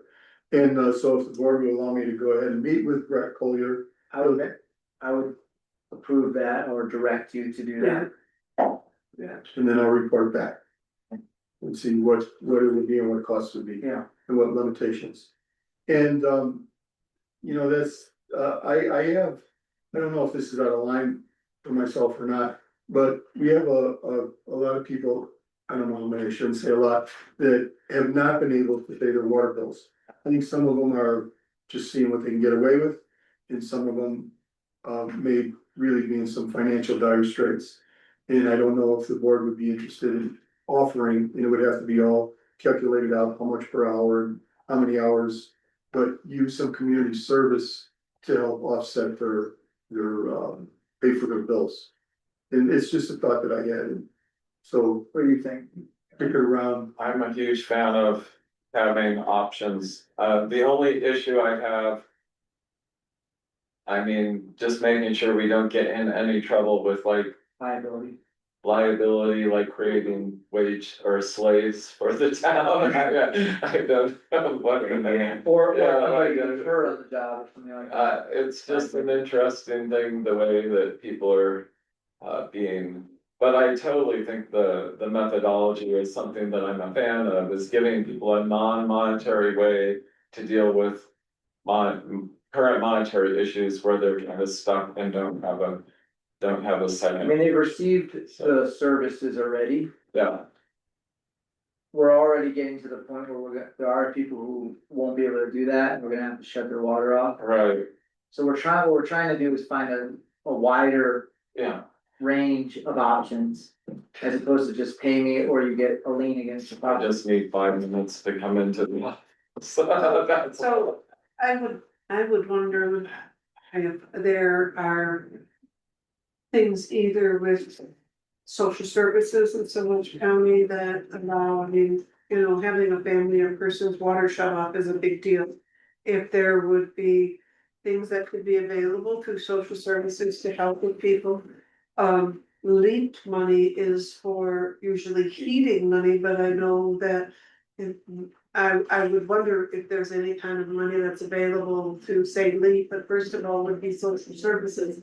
If it's a one-time deal, somebody got ill or they lost their job or whatever, neighbors helping neighbors can be of assistance. If it's a chronic thing, no, but it.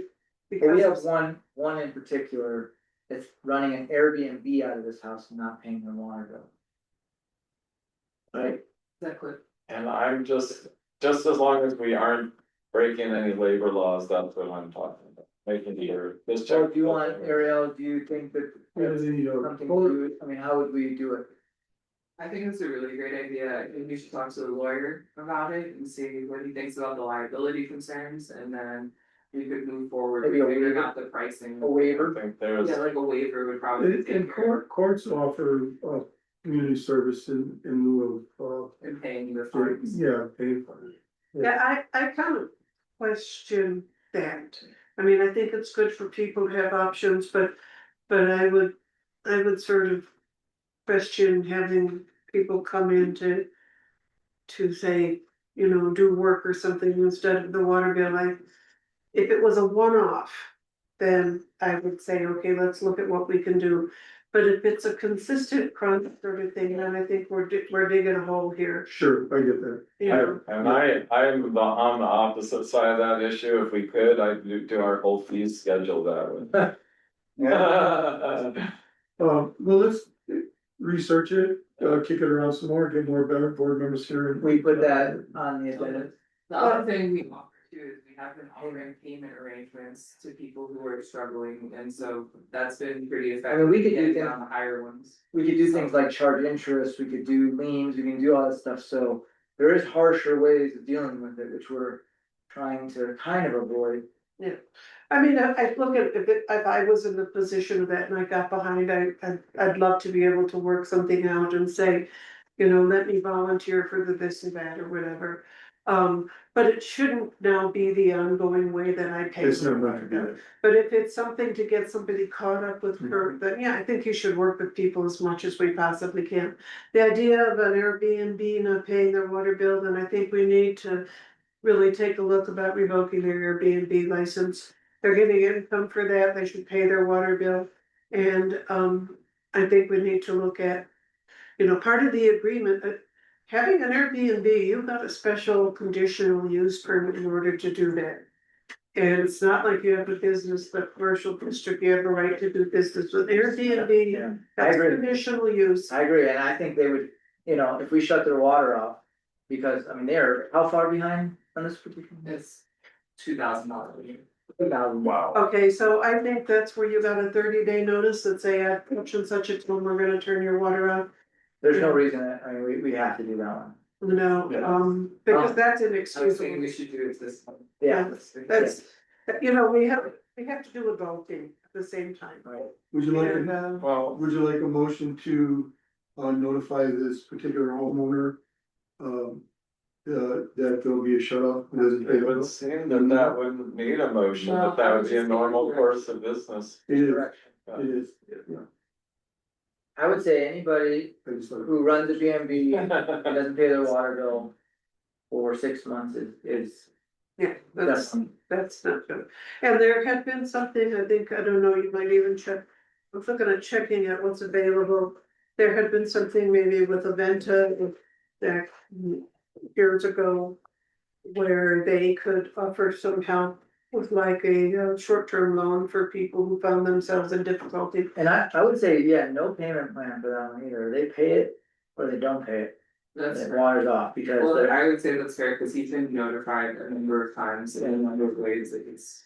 Well. And if they wanna get a loan from a vendor or just, or, you know, And through. he's not earned his business license either, he does, I don't know that he has the conditional permit to. Yeah, run it's, one. it's game over. But I think also checking with social services and seeing what sort of programs might be available. Cause I believe in helping people, especially when they've had something that's come up in their life that is causing a problem. You know, I really don't like to see water shut off. Neither do we, and we haven't done it ever, and. It's get, on some, yeah.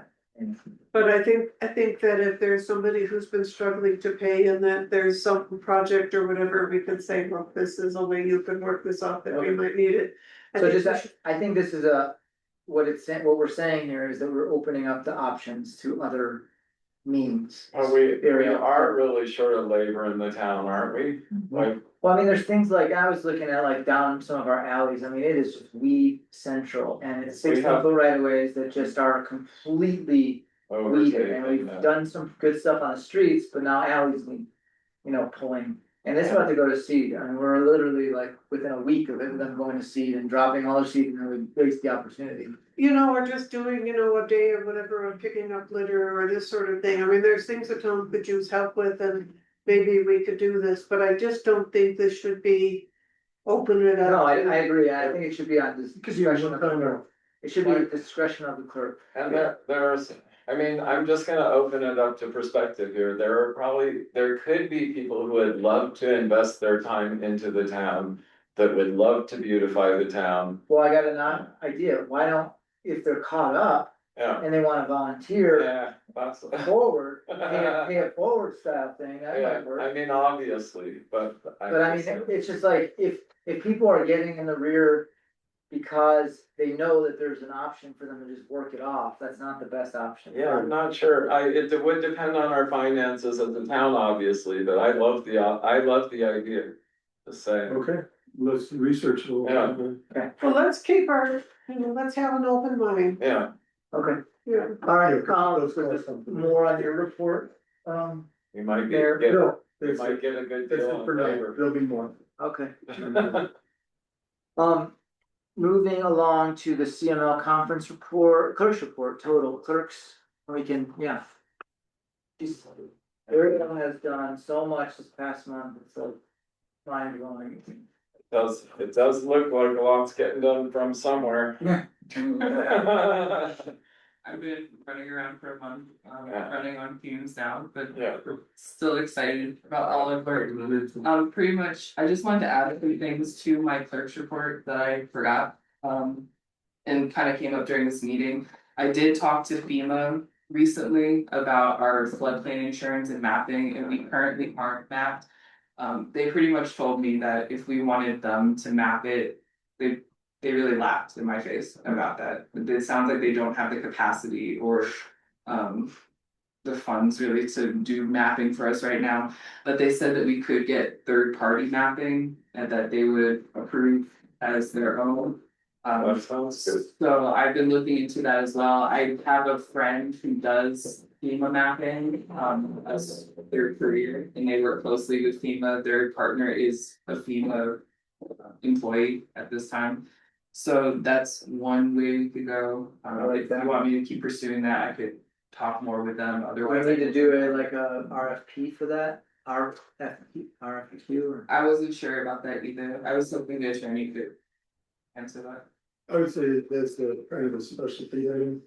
I would follow the lead of what you just said. I remember, I think you talked about this at Public Works Committee. Yeah, Was there any indication from FEMA that they might subsidize the cost? There was no indication about that. But I could follow up with that as well. These are the questions. And Ariel, if you need a hand with the latest. 536 forms for F. I'll be available. Okay, I would like to have help on that. Let me know when, you want to do it. Okay, Thank you for doing that. thank you. Sure. The next item I want to address was, the special event liquor license for the Crestone Eagle. They had originally applied to have one for July 4th and then also for the dates of the energy fair. They were approved conditionally. The approval was for the 4th of July and that the other events would be approved if the 4th of July event went well. And so I just want to check in with the board that you felt that that went well so that she could proceed with her energy I thought it fair went really dates well. as well. I felt like, especially having Ariel there, she was hands on, like, boots on the ground. Yeah, I made sure we were checking licenses, everyone was tip certified, and we really had no incidents. One gentleman took a beer out of the area and he was immediately escorted back to the area. And there was no issues, no like fights, everyone was just like really pleasant and Did they make money? follow the rules. I believe she did, I don't know her exact figures, but I know that she was gonna donate it all to the town stage. Cool. I also thought it went really well. The only suggestion that I would make would be, a little better Perimeter. fencing for the perimeter, like maybe some of that orange, event sort of mesh tape or something across. I would agree with that too, because people kept like stomping on the string. Yeah, they kind of So stepped you're just over. like stepping. Plus it kind of really differentiates and shows that there's something happening over there. In that area. It might actually draw more people. So you So wanna be a VIP. I have a tiny comment and it was in. That Scott Sorty basically just made a disgruntled remark about having alcohol right next to his. Of course, well. And I'm just raising awareness basically, I mean, one of my tiny pet peeves, it's really low on the list, but it exists, is like the awareness of the town council has been low on brick and mortar businesses compared to events. Like I will tend to lose money during events and so just to kind of build internal conscious appreciation for our brick and mortars who invest a lot into the community. And that we don't forget about them when we're doing these other things, so, I would agree with that. yeah. That should be maybe something, that's partly was one of the reasons why we said 5 full day events only. Was because of that too, because it does interfere. Yeah, yeah, Like for us, like people who would normally shop like for their household, don't come on those days. right, It just, so you get a lot of just like people buying drinks and things like that, but it's much different shopping.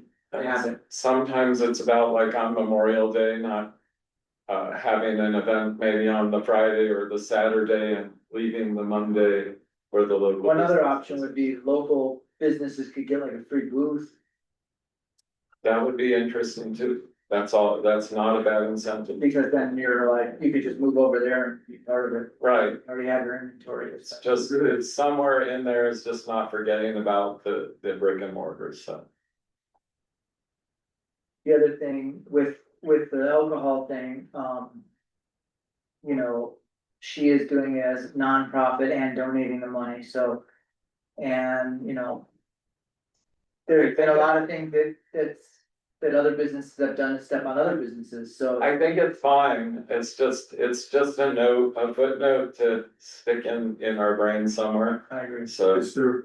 yeah. Alright, So it should approve.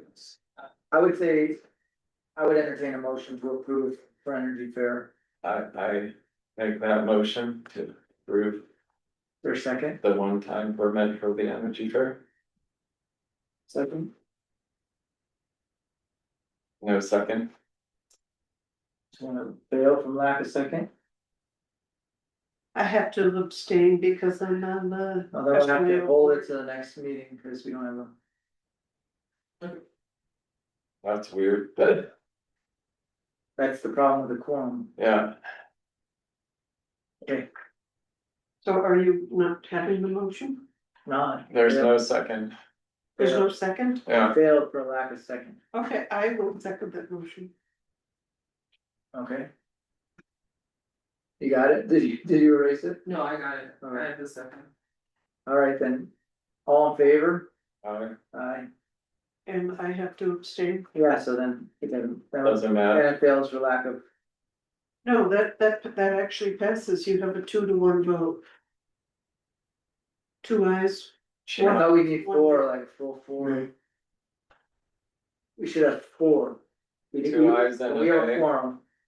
Okay, I see what you're saying. I don't know how that works, but What happens is it gets carried over to the next meeting. and Right. So I'd like to check into that because I think it's majority of the quorum present, so we don't have a majority. I thought it was a full quorum, like we had. No, I think it's just a majority of present, so if you have 5 people, it takes 3. And if you have 4 people, it would take 3, but it's not, both make sense, but I would agree, because it makes a little more sense, but Yeah. I don't know the rules. no, because The otherwise Robert's we're rules. limited. The next meeting's in 2 weeks. Right, so if you have, if there's only 5 people present, it takes 3. And, I don't know, I would say, Can I say something? I have a hard time with alcohol making the success or a failure of an event. well, that's, And I get what's going on as far as. You know, the money being donated and this, but in my personal experience, if anything goes wrong, it's not because there was a bunch of people smoking pot. It's because too many bottles of loudmouth. And well, one that's, thing I would say, and I would like to. Present this is that if you contain the alcohol, it's easier to enforce when people are out in the streets drinking. If you don't have a place for people to drink legally besides over, one place, then.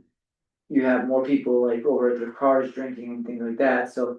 If our code enforcement can go and say, look, you cannot be drinking over here. If you wanna drink, you have to go over there or over to the Bliss and that's it. It just makes it a little bit more. I would check in with Ian, but from what I understood, there was less him catching people.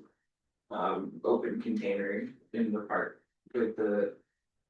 Addition of that in the addition of the special event liquor license area. That doesn't mean that people weren't still like cruising and going to their cars and doing it, but in Yeah, the park itself, there was less. Open drinking. well, and I agree with the problem, but. It's been tried eliminating alcohol, in the country. if it's not inappropriate, Yeah. then I would change my vote to a yes. So now we just have to find out if.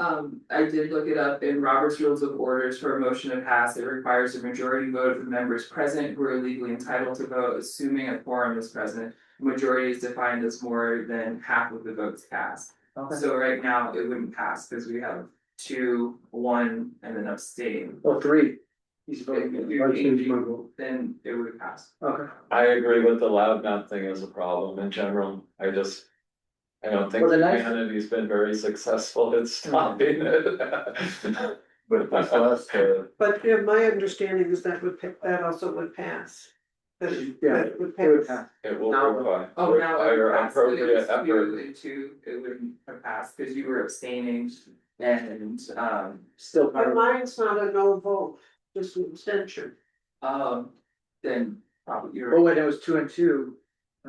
Yeah, It's not a 2 and 2, I'm It's abstaining. so I'm not the a- majority- She's not a no. You're I don't know how that abstention works. you're saying the majority votes, can you say that again? I said, a majority to vote, majority is defined as more than half of the votes cast, as more than, so it'd have to be 3. More than half the votes cast, yeah.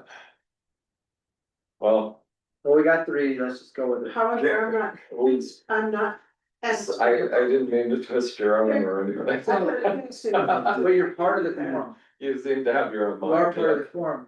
You're part of the quorum though. I kinda like So you still I count kinda as like four people, so you need. logical rebellion. It's not the Say word. yes Okay, to pass it. all right, well, So let's just put that. we have our vote, 3-1 abstention. Yes. It passes, and I will let Chelsea know that she's approved for the Energy Fair dates and ask her to put up better fencing. Yes, Okay, and I would say. In general too. Keeping an eye on, like if they have a better eye on people who are over intoxicated and things like that, it adds like a more level of. You know, Yeah, I'll be there as many days as I can to help her out too. we almost need. I'm sure the study's been done, how many more police you need for how many drunk people there are. the other thing is that, what am I supposed to say, the Saturday market thing that you had brought up in your clerk's report, as far as like. Waiting until a little further, I would say that's a good call, like wait until we're. I was thinking until it's less buggy and less hot, and then it'd be more comfortable for you guys to maybe go out there. I'd be happy to help set up a tent, table and chairs. But I also had another idea, thinking about with the election coming up and trying to generate interest in the board and town in general.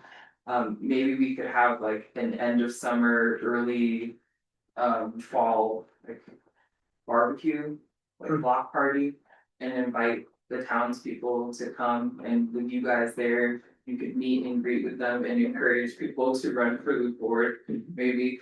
And we could keep it really cheap. I'd be happy to draw up like an official proposal with numbers, but I'm just thinking like burgers and hot dogs and having it be a potluck too, but just I like that idea. Can we do that, townspeople only? And I think that you could would open be it really, up. I think that. I would love the idea, I'm just trying to make sure it's legit, so. Yeah, I mean, we'll just call it like Town of Crestone Block Party, and I'm not gonna exclude the Baca from Yeah. coming to have hot dogs or whatever. We could even do it during Saturday market? Huh? Do it during Saturday Yeah, you market, could do it during Saturday market as well. like just off to the side or something. I mean, a little bit of tuning into trying to get the townspeople to actually show up and not making it. This is starting to be fun. Yeah, it's gonna be fun, we should like go bingo and. I would love to see the townspeople do their own little party once a year, that would be fantastic. Yeah. But it might be a little illegal or something, God, I should say, but. I would like- World We'll find out when it War. comes. Yeah. I would like to see it maybe happen after the Saturday market closed and really be about inviting Crestone people to come. Because I think for a lot of us anymore, I don't know everybody who lives in town. I used to, Yeah. but I don't know. It would be Everybody special can- to do that. I think people who live in town, a lot of times, especially some of the old timers, they don't know that you live in town, as far as everybody's concerned, you live in the Baca. So I think really making it be the residents of the town. of Old timer, Crestone. new time. I do know Oh, that our your time. mandate is the people of the town of Crestone, that's our mandate, the Abaca people are not our mandate, Right. so, yeah. But I'm just looking if we're gonna be having it be like a town of Crestone potluck barbecue. That doesn't mean we're gonna turn away anybody who comes in on the Right, hook or whatever, That's- but I really feel like. We need to know, oh, you live in Crestone, where are you at? Oh, I moved over here, I bought the old so-and-so's house, oh, yeah, you know. Yeah. So Go let's pick a ahead. date. And it'd be kinda like the snowbirds that are here, a lot of people don't know them, like the Reeds. Millie and Sally and Sarah and the Shears that are just here during the summer. Yeah. But Well, you know, we should do it before they leave. Unless I was thinking like end of summer block party, which is like coming up quickly, but we're not talking about too much. September. planning. And I do have a planning business. Yeah, September. So is there September would be nice. a communication list from the town to invite the people from the town? I do have Okay. ways I could get it out, like I have like agenda lists, people who signed up to get our packets and the Yeah. like. I also have the water sewer contact, I mean, I pretty much have most. Speaking of, the town of Saguache actually has a text, automatic text that you can sign up for or opt out of. Kind of nice, cause like we have a house and stuff there, That would be good for emergencies too. yeah, and like if they have like a water problem, they send out this. And they just, all they have to do is press one button and it goes out to everybody, so. We really should have that, because if we look part of even as emergency alert somehow, like you Can we say. look into that? There is a Town Cloud who does our website and the agenda software, they have that service that you're talking about. I could get a quote from them. Okay, about that. that'd be great. We should spam Reverse our 911. spam our residents. Yes. Andrew, you might. Started off with a barbecue. Yeah. So I'm thinking, God, it was. Debbie Rosari was on the board then, and you probably remember, there was we did a town party in the backyard here. And people dressed up old timey. I did. Yeah, it was fun. I dressed up in the suit that was at the museum. It was from the early 1900s. Dude, And, I think in this case, if we're gonna do it behind here, we're gonna need big marsh boots, like, big. Right. Well, it was here, it was, Yeah. And it was really fun, it was in the Marsh. backyard here before the fence was taken down. yeah, And everybody dressed up old timey, it was a hoot, yeah. it was really a lot of fun. So let's do something like that again. Do you want me to draw up like a proposal Yeah. and bring it to the next meeting? Yes. And then we can. That's a good idea. And think about dates. Okay. Then I'm on it. Okay, sorry, still clerk's report. Yeah. The other thing was, talking about the conditional use permits, I've noticed a number of Airbnbs that don't have a conditional use permit. Just by looking at Airbnbs, so I'm gonna try and encourage those people to come here and apply for those permits and get their business licenses appropriately. So I'll be working on that this month too. And then otherwise, just wanted to open myself up to questions, from my written reports. Was the training great? Which one? The clerks, oh, They were all great. The first one was really beneficial because I did a lot of networking with lots of mayors and municipal leaders. It wasn't just clerks. So that was how I met Caroline, who Oh, came cool. here earlier. I met a lot of the Moffett people, had a good relationship with them. It was really a lot of like relationship building and then finding resources for our town, like potential wastewater funding sources. We had to change all our documents on our website. I linked up with Doc Access and they were able to help me get our website remediated so that we're ADA compliant. I don't know, all the things. cool. And then this last one was really good for general clerk training and learning more about like HR and security, learning more about leadership.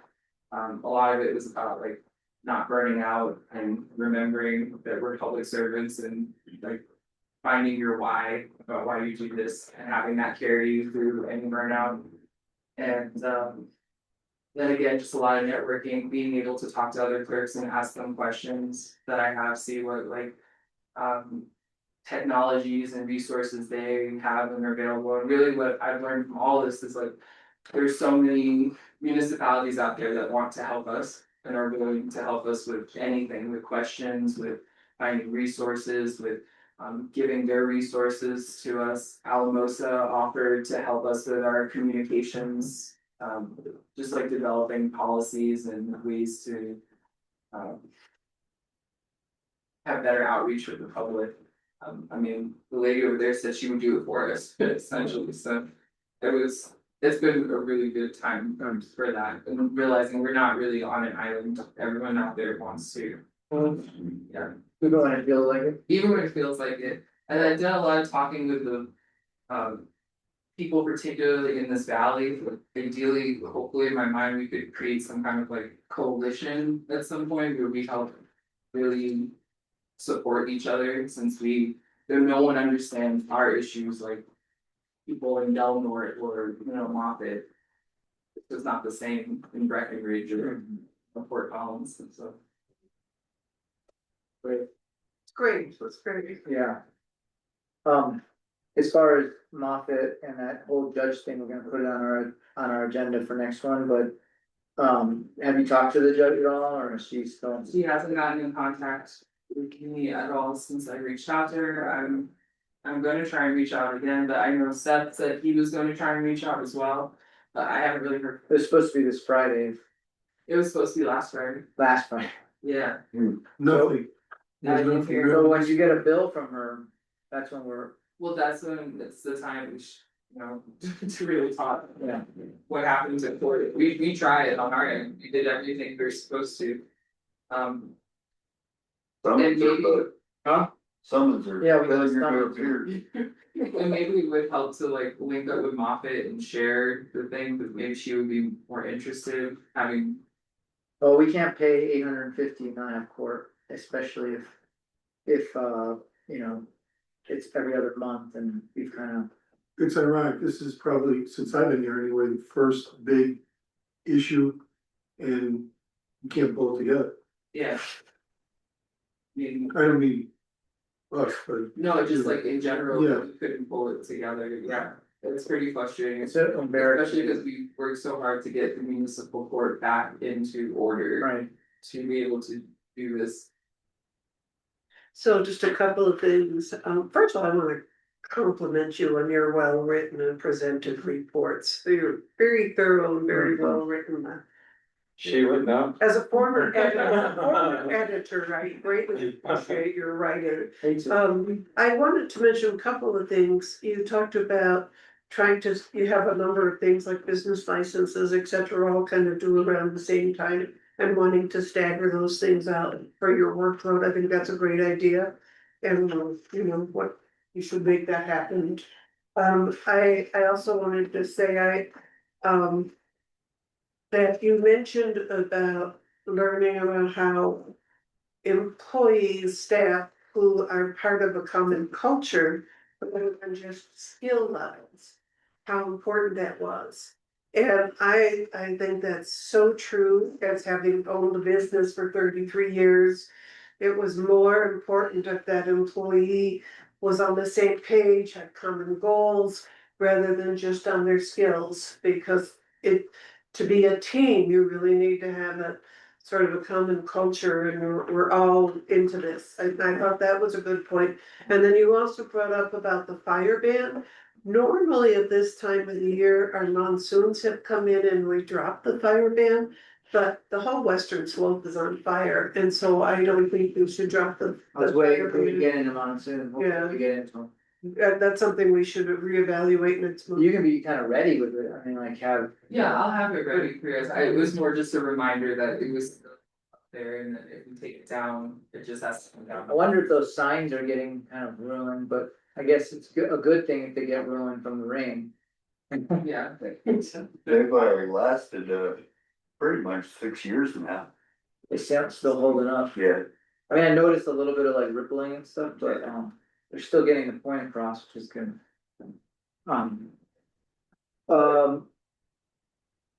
What did I say? Yeah, we should decide, we have a half hour before lunch. And I was wondering if we should just knock out a couple things, like the attorney, since the attorney's not gonna be here.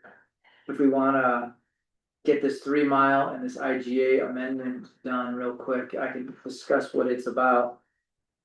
Are you done with your clerk's report? If you guys do have more questions, I'm on it. So I would make a motion to approve the updated IGA on the 3 mile plan in Swatch County. Is there a second?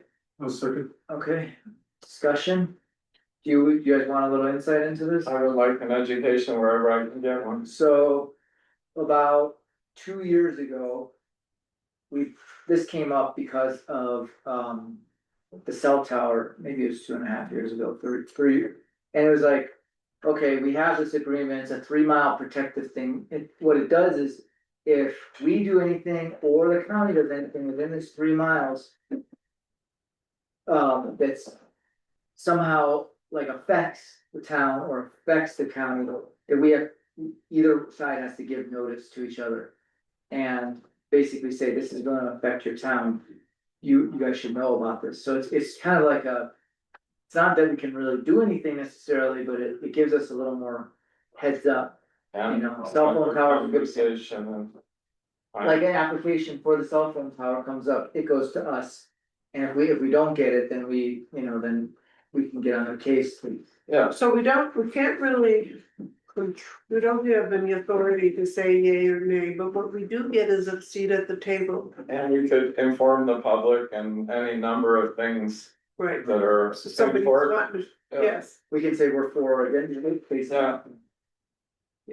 You know, that's like when Steve was trying to put the one down there, he didn't go through the process. He just put it out that we're gonna put a cell tower up. Yeah, And never went to anybody. Yeah, it was kind of hidden, actually, there was yeah, some, I don't know if you remember, but it. I remember some of it. Yeah, that wasn't a great method, but. Yeah, But anyway, point being, so it's, so in the joint agreement, it states there's a map, but there was no map. So I made this map and then we got the coordinates and.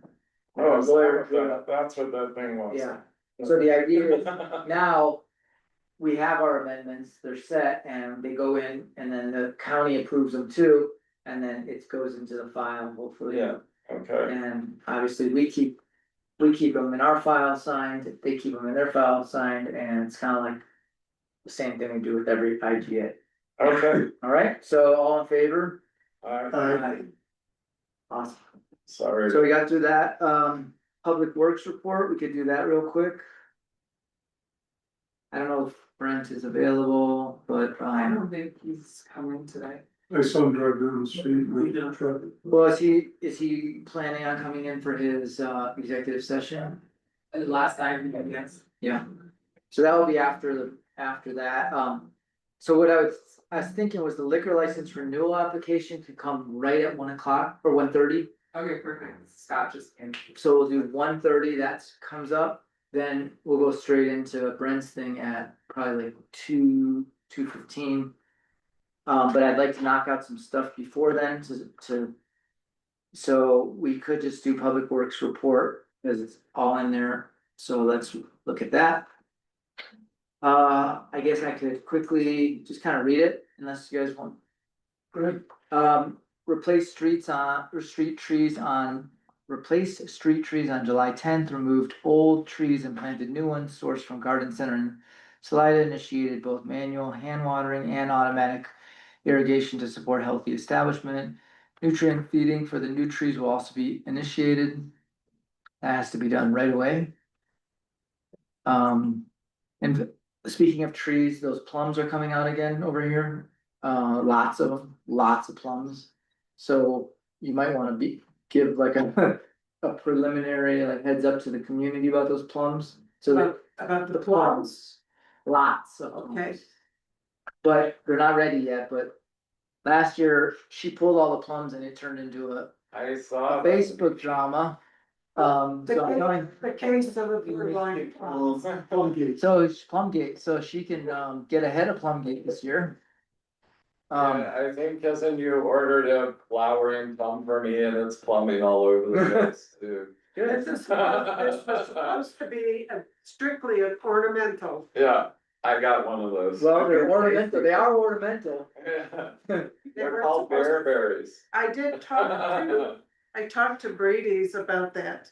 And he said, yes, ornamentals normally don't produce fruit, but every once in a while they might. Oh. So this wasn't just a one-off, I take it. Well, you're gonna be on plum duty for the rest of your life. I know, right, we'll figure it out. When does the plum jelly come out? Yeah. They are good plums, they are really good plums. So anyway, just let you Okay, know. I'll watch it, thank you for the heads up on that. Investigated the mold over in town kitchen, I gave them a mold remediator, I don't know if it's been used.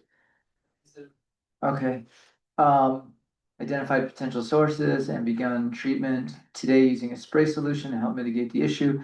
Mosquito abatement effort showing success, I would agree. Mosquito presence was minimal during July 4th, especially along the parade route and in the parks. We'll continue microbial treatments in ditches and spot spray as needed.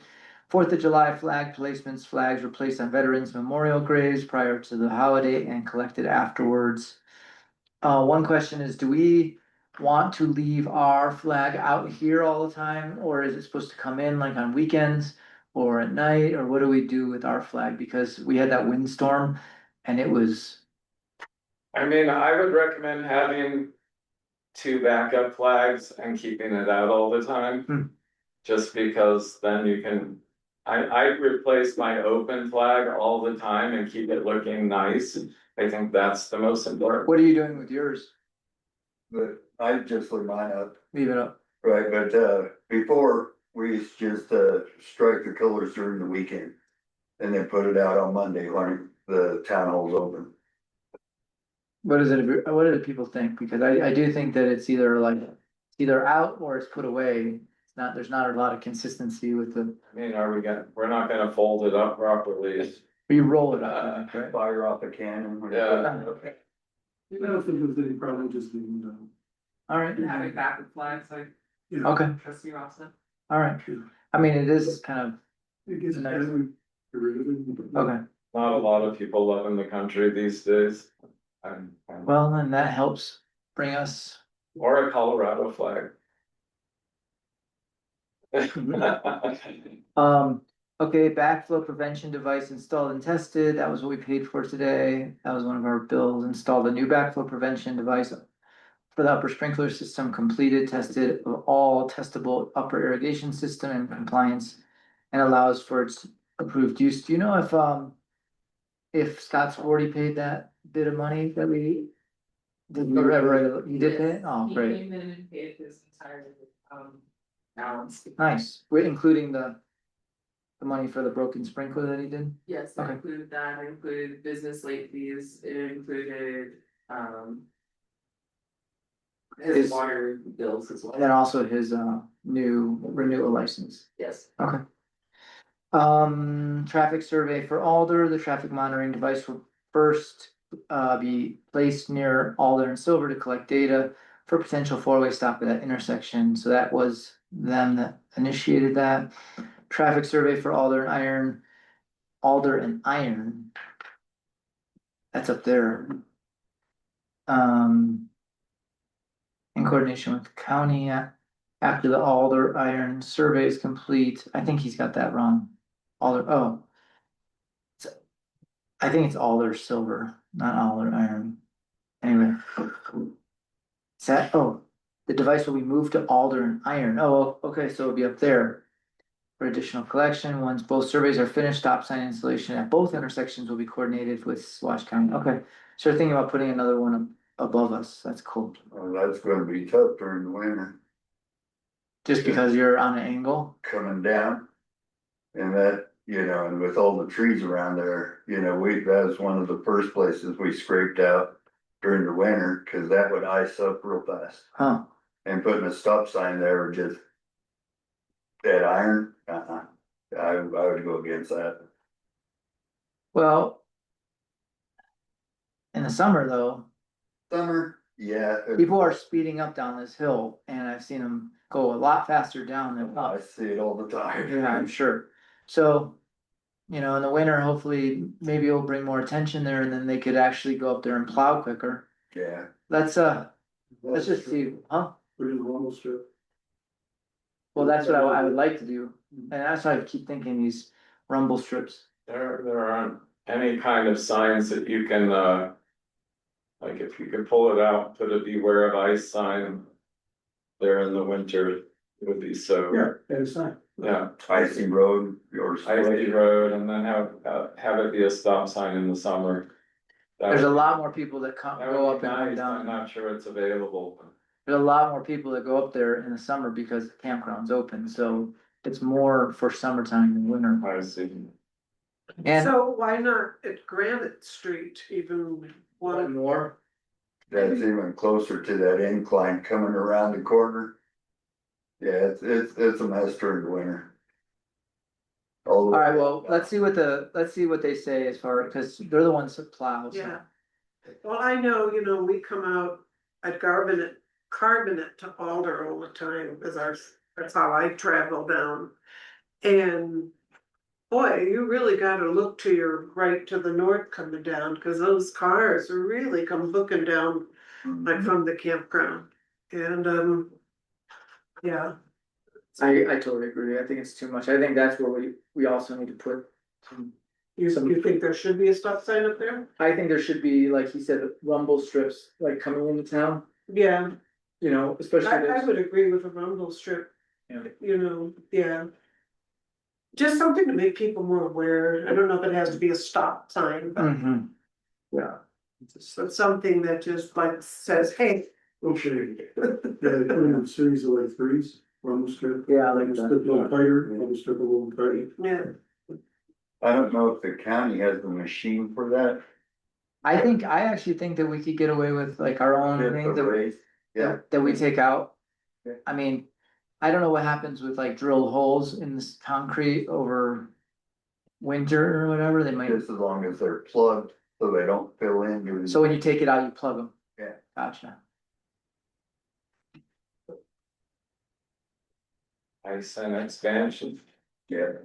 Mayor, Yeah. is it okay to mention the off-street bridge system? Yeah, hang on, let me get through this real quick, because there's one big one, wastewater incident. Investigation update during routine sampling, the Baca Grande.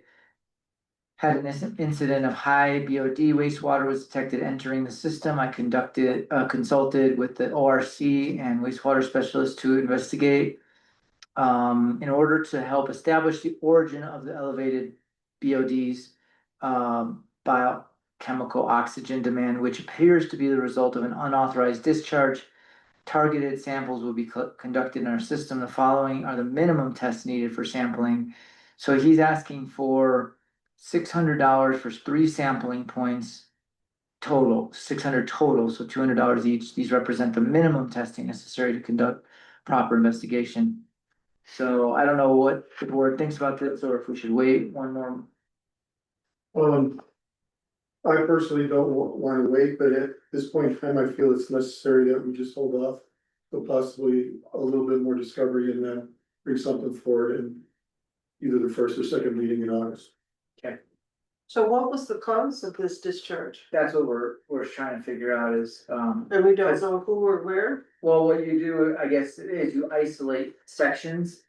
So you're like, if this is coming down with high BODs or whatever, then you take a sample from there, and you compare them.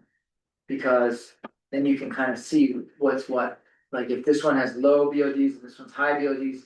And then you go up one more, it's even higher, then you can isolate, so it's Like gold mine. It's not 100%, but it's the end of tracking, because it does dilute and dissipate, but there needs to be some effort in trying to do something. I The know. amount of money it costs us, Absolutely. yeah, with the Baca What- treatment, no, I think we need to try to investigate this, cause it could be the same people situation doing this, and I don't think it's you though.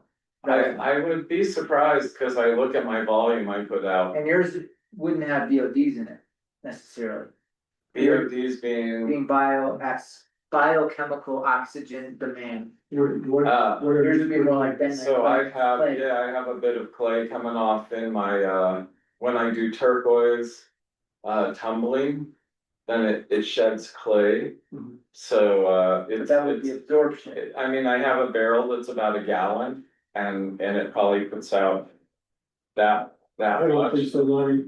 But what they said, the white substance might be, it might look a lot like a white substance. It's something else, that actually had BODs in This it. generally comes from a biological Yeah. source, like Yeah. manure. Yeah.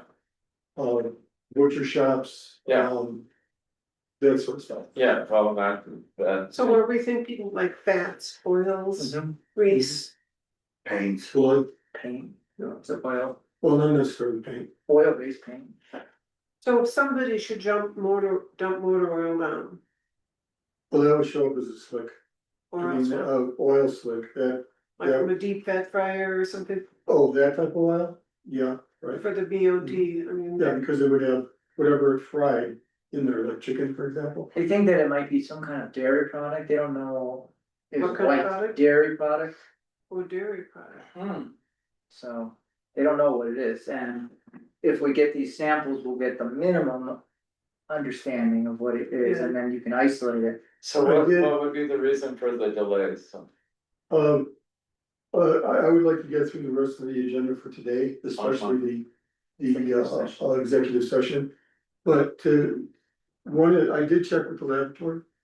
To see if we brought in a sample immediately and asked them to do some specific analysis of what might be in there, and they didn't think that that was going to be possible. In the form of any accuracy to be able to say, that's the person, or that's the culprit, or this is your problem, So now we're just aiming for BODs. right? But I do think would be good for us to have an understanding what it is. Absolutely. Yeah. Yeah, But well, we know what you it can't- is, we just don't know where it's coming from. Well, you kind of know what it is, you don't know exactly what it is. We know that it has BODs in it, and Yes, it's white. But if but I we, don't know if the color is really associated with the BOD count. that could be, So right now, do all of our restaurants and food processing places have grease traps on them? Yes, Every single one of them? is, to the best of my knowledge, yes. that doesn't mean that they're not full. And overflowing, cause once they fill up, then they start to leak, it's just like. So is there somebody who's doing like a monthly or every other month inspection on those? To refresh everyone's memory, this has been an ongoing battle to get the community into compliance.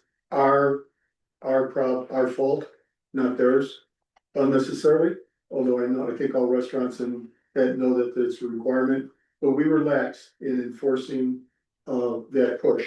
The last report I saw was that it was, the inspection of these devices was going to be yearly, which is absurd. An awful lot can happen in 12 months. An awful lot of money could be spent in 12 months on treating BODs. It should be done more often. This is one of the things that Quarterly, more often, yeah, quarterly would be appropriate? Yeah. Quarterly? oh, I thought you said orderly. Oh, Quarter. Quarterly could be fine, and maybe even more than that. What we've experienced, kind of back up a little bit, is there seems to be a pattern that had been developed. And it was every other month we would get a big spike. Now, just 2 months ago, we went 2 months in a row where it actually had gotten less and then less again. And then all of a sudden, bam, another big spike, which brought it up to what it had been previous to that top third month. So, we're carrying some guilt here. We're gonna get that corrected. It's one of the things that I wanna talk to Brett Collier about. And getting a more solid, system done, a procedure done, and an inspection process, so. Well, I think the idea of doing like a mandatory quarterly inspection on them would be great. But I also feel that, like with health inspectors, they just do spot inspections every now and then. They just would show up to do a spot inspection. I think that's more the way to go. And I think the idea of as soon as we see a BOD spike, there's a mandatory inspection. So we can rule out every restaurant in town. Yeah, in my mind, and I might be later told I'm wrong, I think if we do it randomly.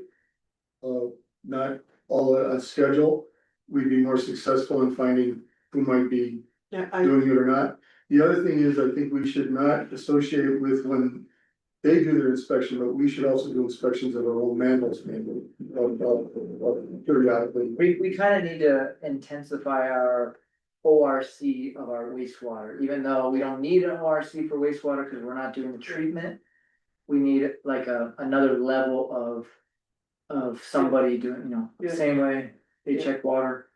well, I think that as soon as we get an elevated, the BOD, whether it's our code enforcement officer just does a spot check every grease trap of every food service place, like immediately, the next day.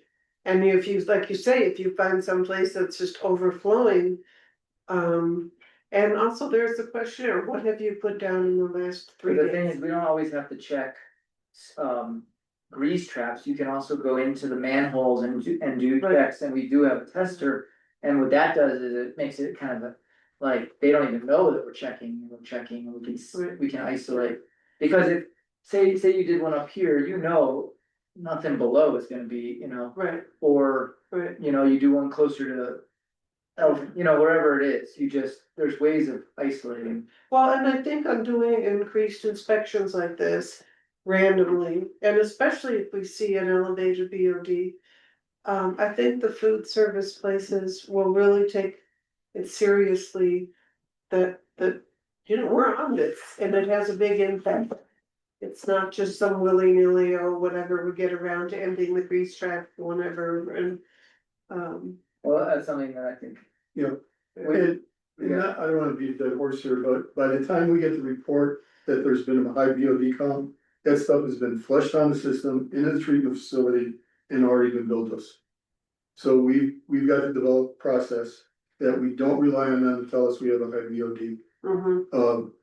We need to find that out before we do. So random. well, then maybe just the random inspections, but I think every food service place, has to, really needs to know we're serious about this. Exactly.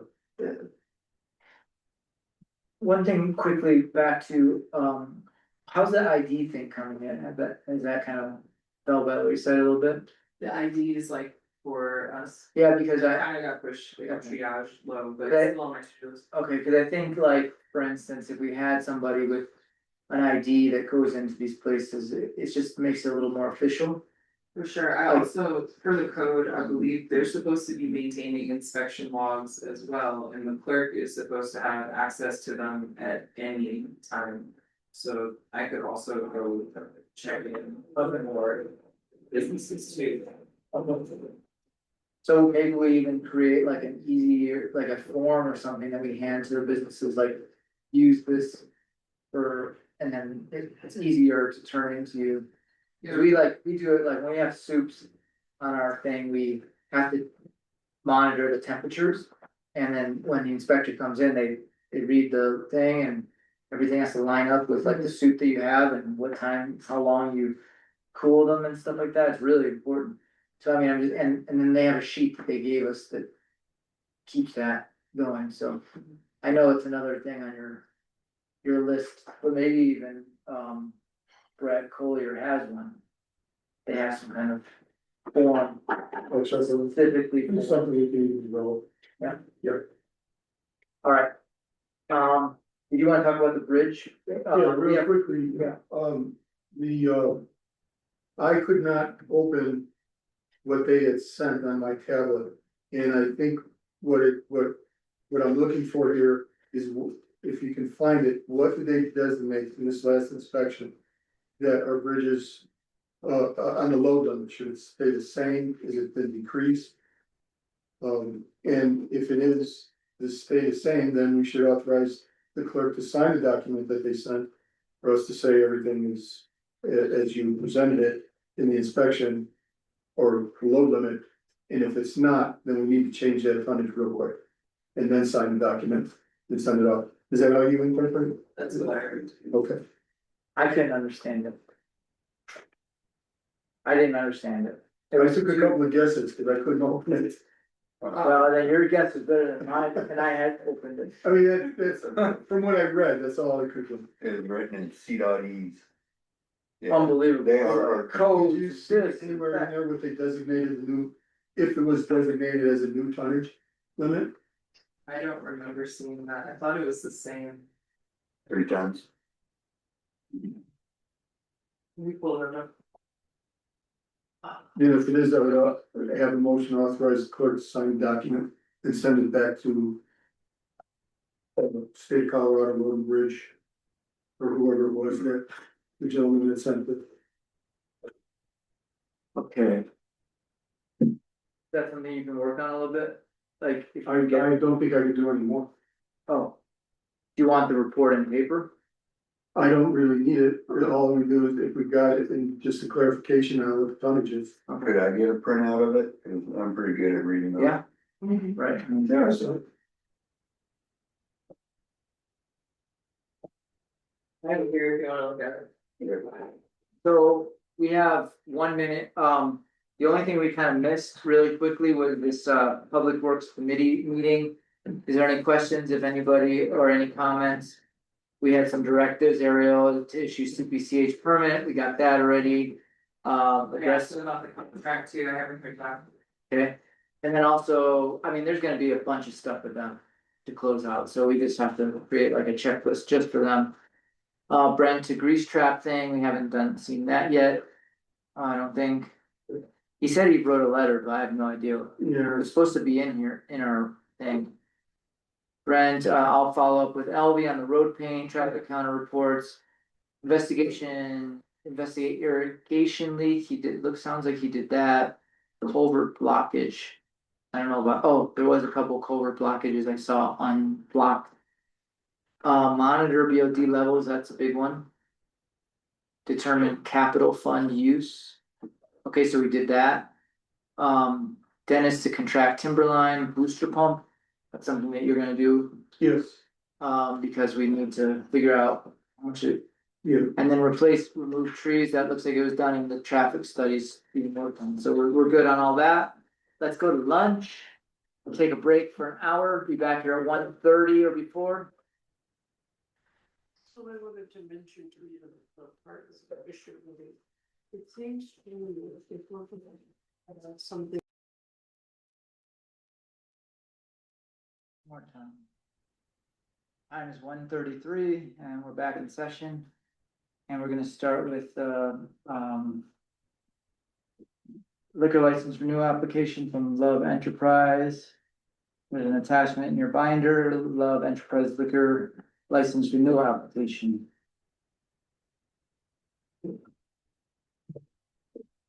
Do we run this as kind of a public hearing, or how do we do it? It's not exactly like a public hearing, but Should I use my, sorry, should I use the public hearing thing though, like to kind of start it, or? yeah.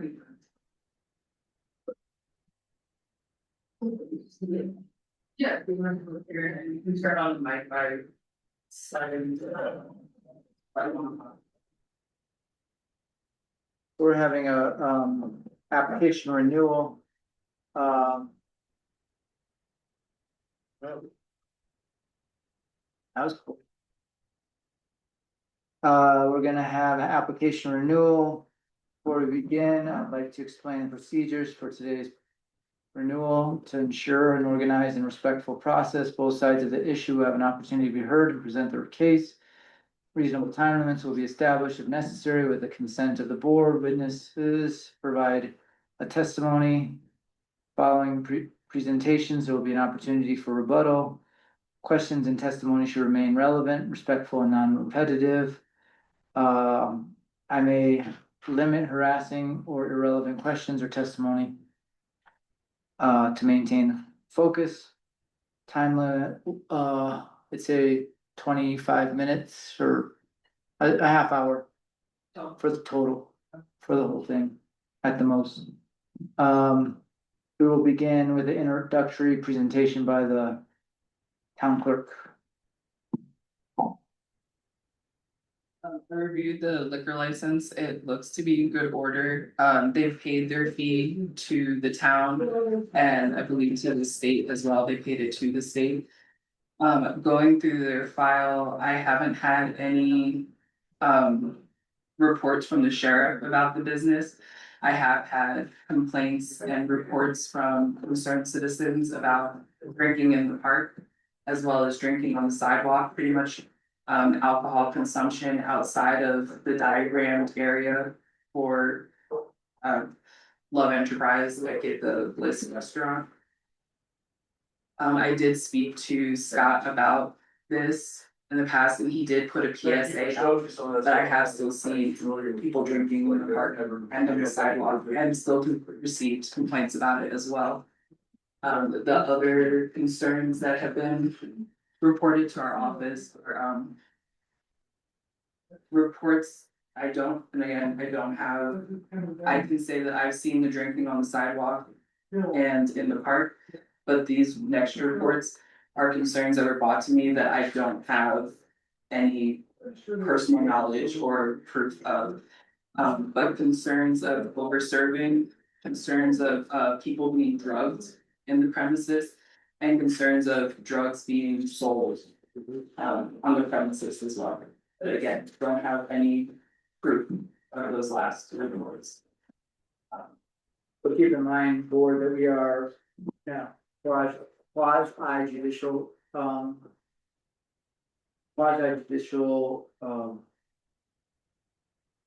acting as quasi judicial. Acts in a quasi judicial capacity. There you go, capacity.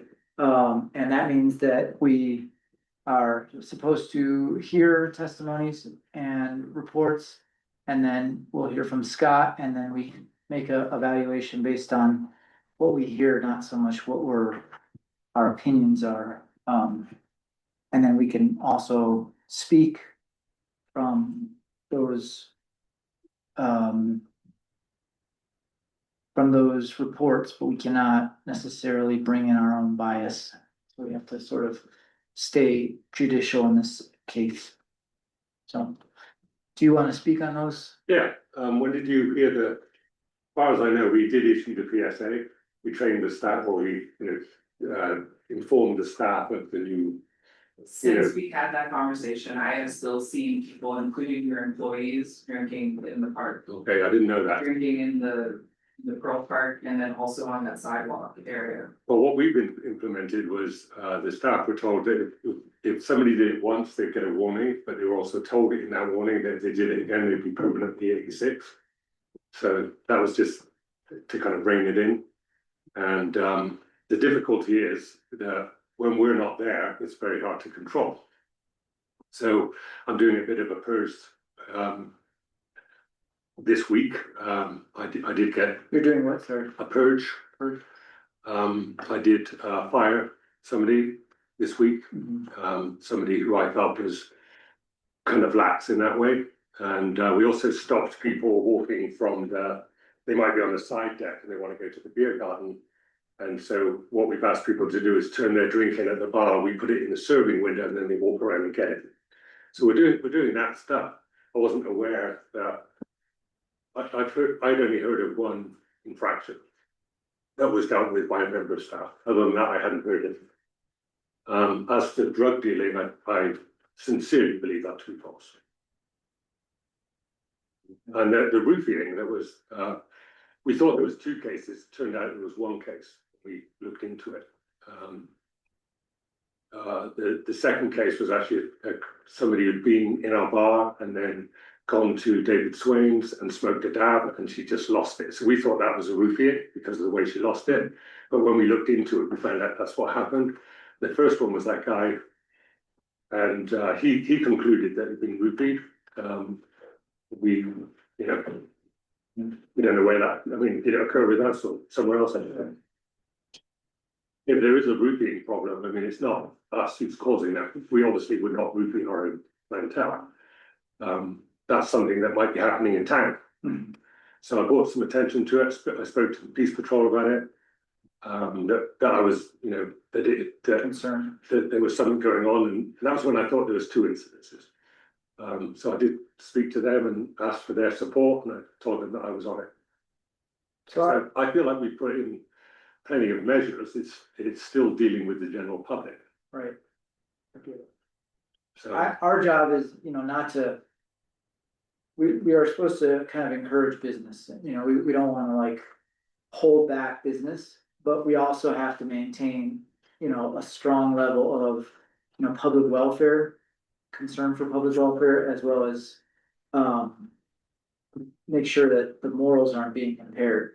yeah, And so it's kind of like this play between like supporting a business over here and wanting you to, have a thriving business, because I think everybody here wants our town to thrive, right. and it does help.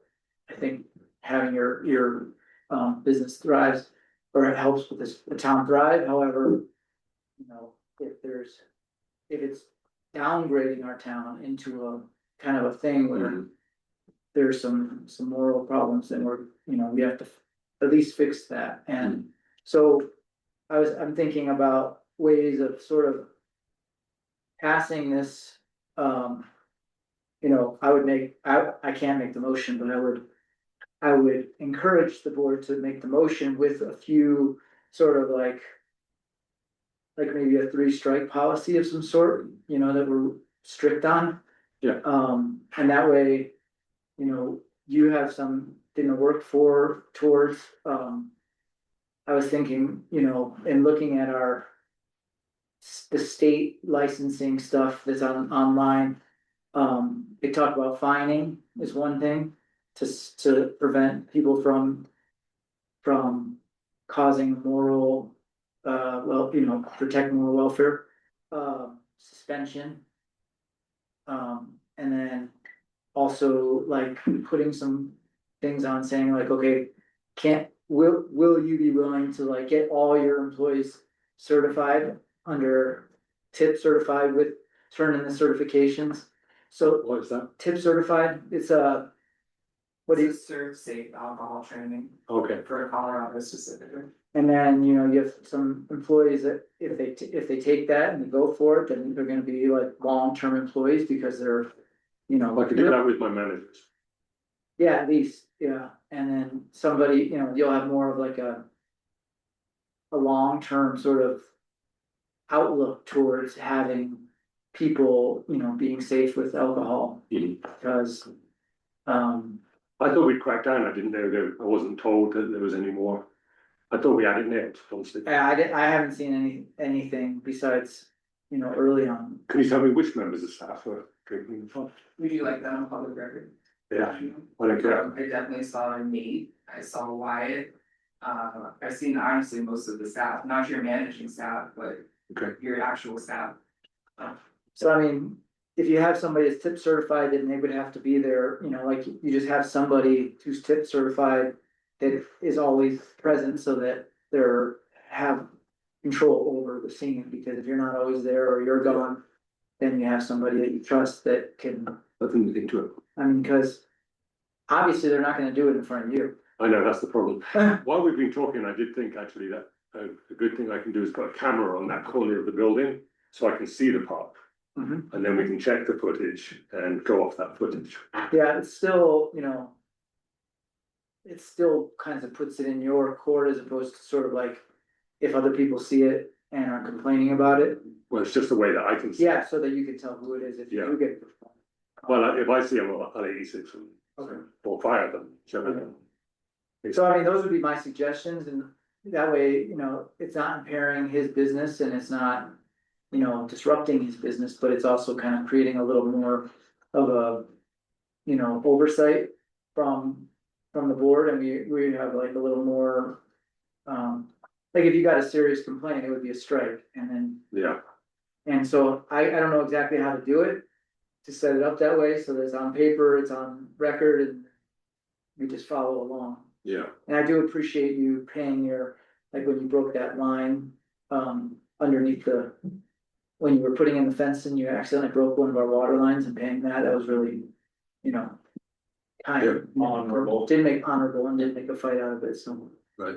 Appreciate that very much. But I think too, you know, having a certification for some of your employees and, you know, also if you need additional signage for, there's always the person who's gonna wander out, you know. Signs don't make any. There's always gonna be that person.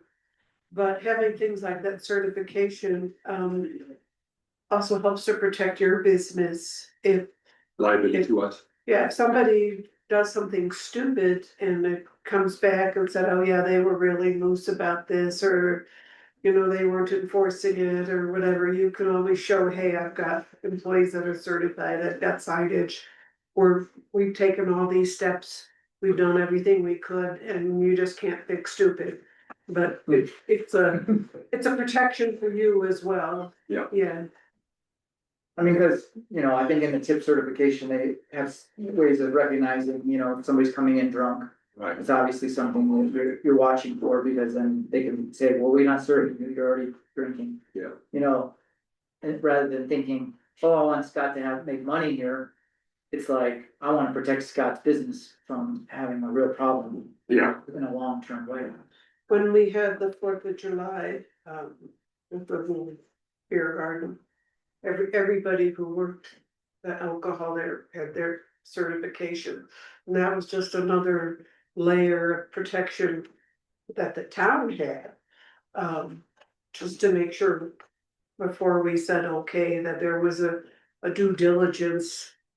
You know, before we approved such a thing, so that was our certification that they. Is that an online thing you do? You can do it online or you can do it Okay. in person training. I mean, it's almost pointless to put the staff through it, because we go through staff, but, Well, Um, having one tip certified person Yeah. at all times would be, Yeah. you know, yeah, I think I can achieve that. cause I Mike can noticed, do it, Aurora can do it. right. I noticed that like a lot of times, I think after the manager goes home, your employees are staying and partying. I have noticed that because I come back late some nights Yeah, and they're, you know, out. For a little while, there was this thing where like somebody would have a camper. oh, really? And I'd see them like going into the camper from like the bar, and, Oh, really? you know, things like that. Anytime you see that, please tell me. If you can. Yeah, I mean, it was probably 2 months ago, Hmm. so. Right. And, you know, I just keep my eyes out, I'm not like I'm literally in that mode, I'm not Oh, yeah. judgmental about it, I don't really care. Yeah, I'd like to know if you see Yeah. anything. So we were talking yesterday about putting chains on each gate, one to the beer garden, one to the ramp. And each chain would have a sign on it saying beer garden closed or deck closed. And the staff have been instructed to clear the whole premises, not just to leave some people hanging out, you know, after we lock up. Right. So, Yeah, and also like, you know, not leaving alcohol on the tables overnight and stuff like right, that, because. clear the tables. Yeah, clearing everything, and just making sure there's no alcohol out, cause, you know, I think there are kids that go in there sometimes. Yeah, And if there's adult present, it's not that big of a deal, but if there's no adults and you're sitting yeah, there, yeah. then it's a problem. So what would the pleasure of the board be? I thought I was gonna have to complain to Scott for a while. Really? Because of noise? No, actually, I haven't noticed anything myself, but, it does seem like, REL would be good information on the tips thing. You're certified, right? So you could explain the difficulty levels of it. How difficult would it be? It's not hard to do, it's about like a 4-hour training, generally it's like $40 to $60 depending on what level of certification. And you wanna do the tips on premises specifically, look for that online. What do you mean the tips on the They have on premises or off premises, they have different tip certifications depending on what type of alcohol license or liquor license you have. So you're serving things on premises, so you want that. Off premises would be like if you were working at like a baseball game, Okay, something like that. all right. Okay. One thing too would be like, when you do hire somebody new, you could recommend that they do that certification and say, you know, like that would, Right, as a hiring incentive. as a hiring incentive. Hmm. I mean, I think more people that are certified, the better, really. Than just, I'm not serving alcohol, but my shop, I had a real problem with discipline. Well, hanging out on the front bench for years and years and smoking and scaring my good customers away, and they'd be drinking sometimes and smoking weed and just on the front bench in front of my front door, and Right, it just took me the longest time to get them it's hard to clear. the hell out of there and realize I'm running a business and, you know, that. And but I would have to say my business is better for it, it really sucked, the process of figuring out how to do the discipline without seeming like the mean guy or whatever, like. It just seems like a waste of breath, you know? Yeah. I tell people like Yeah, continuously. yeah, Customers, staff, everything. I mean, Yeah. I'm on their case. yeah. And Well, it sounds- apparently it's not working. because- I definitely don't envy your situation, but it sounds like you'd like to be informed immediately when things happen. Yeah. And we haven't been doing that. If we can do it, we could do that. Excuse me, yes, yeah, all the rules and regulations and agreements don't work unless there is policing of. And some proactive involvement to find these things and deal with them immediately. I don't think you can rely on Ariel or any member of the town board to be that person. Oh, no, I'm just saying incidentally. I'm not asking for any, you know, I'm just saying if you see it, let me know. in person there. So what I'm getting at is, possibly a series of cameras that you'd be able to review nightly, daily, morning after, whatever, and then take your own immediate action after that. Oh, so I guess what I'm getting at is, if you tell me you can use best efforts to police your own property, I would have no problem making a motion to approve the permit application. And you can definitely aim those cameras so they're not on your customers. You could aim them at the sidewalk and at the Yeah, park, that's what we do. and that would be, I would like to implement like a 3-strike policy where we have, first strike is a warning, second strike is a fine, third strike is a suspension. I think it would be, a little more, Sure. I actually hate doing that, but someone. I makes hate a doing it too, but motion. I think that, it might, all I'm trying to do is just increase the sort of, No, I think there has to be discipline, like the world has to have its discipline points. if Scott knows that and his employees know it, maybe they'll take it a little more seriously. Yeah. I really, Right? Of course, yeah. I I know. mean, to tell the truth, I'm this close to closing it down. But yeah, it's just so much. yeah. Well, you have a 3-strike policy on, Yeah, there you go. carry it over. Actually, when I came to the meeting, I was like, oh, maybe they'll just, you know, No, just wipe the, and I'll be like, I'm off the hook. we really want to encourage, we really do want to encourage. We actually also do wanna support your Let's do that. success, so like, Hmm. like, I don't know, I definitely wanna support all of our success with, and like. Yeah.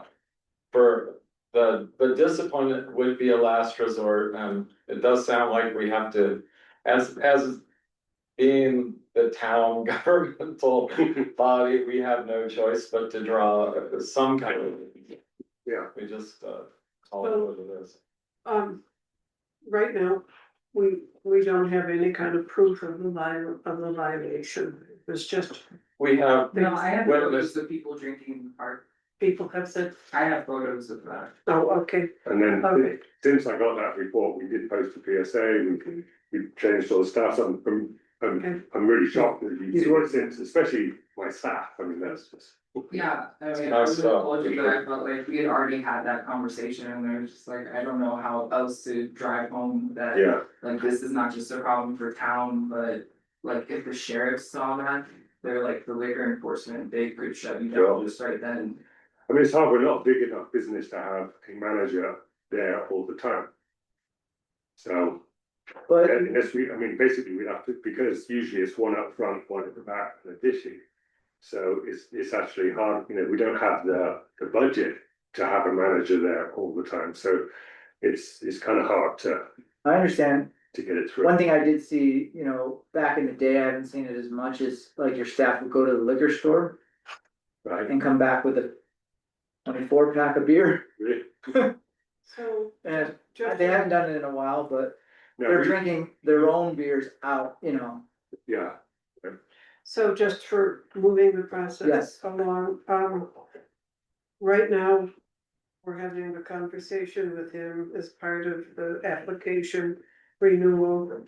To letting him know of the reports of violations or the photographs that you have.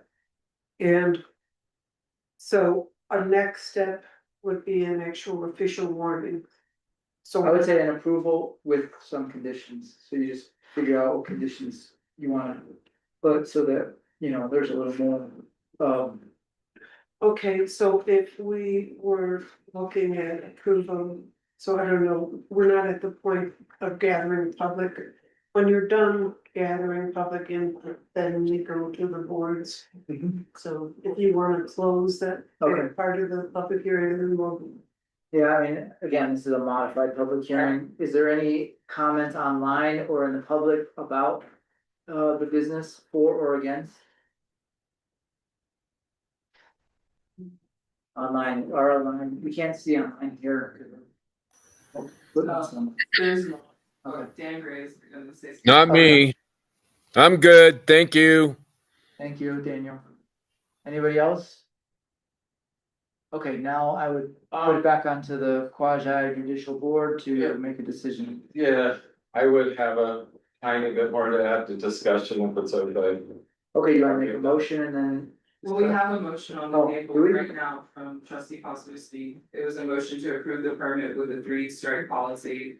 This was added by you, where the first is a warning, second is a fine, and third is a suspension of their license, and there was no second. Okay, is there a second? I'll second it. Okay, now discussion. I'm wondering, I feel like we're gonna know pretty quickly whether this goes forwards or backwards. So maybe we could have a time condition on the 3 strikes or something like that. It's like 3 strikes in 5 years or something like that. I don't know, maybe I'm being too lenient. Well, it's a year long. A year between renewals. So we'll know pretty quickly, like I would imagine.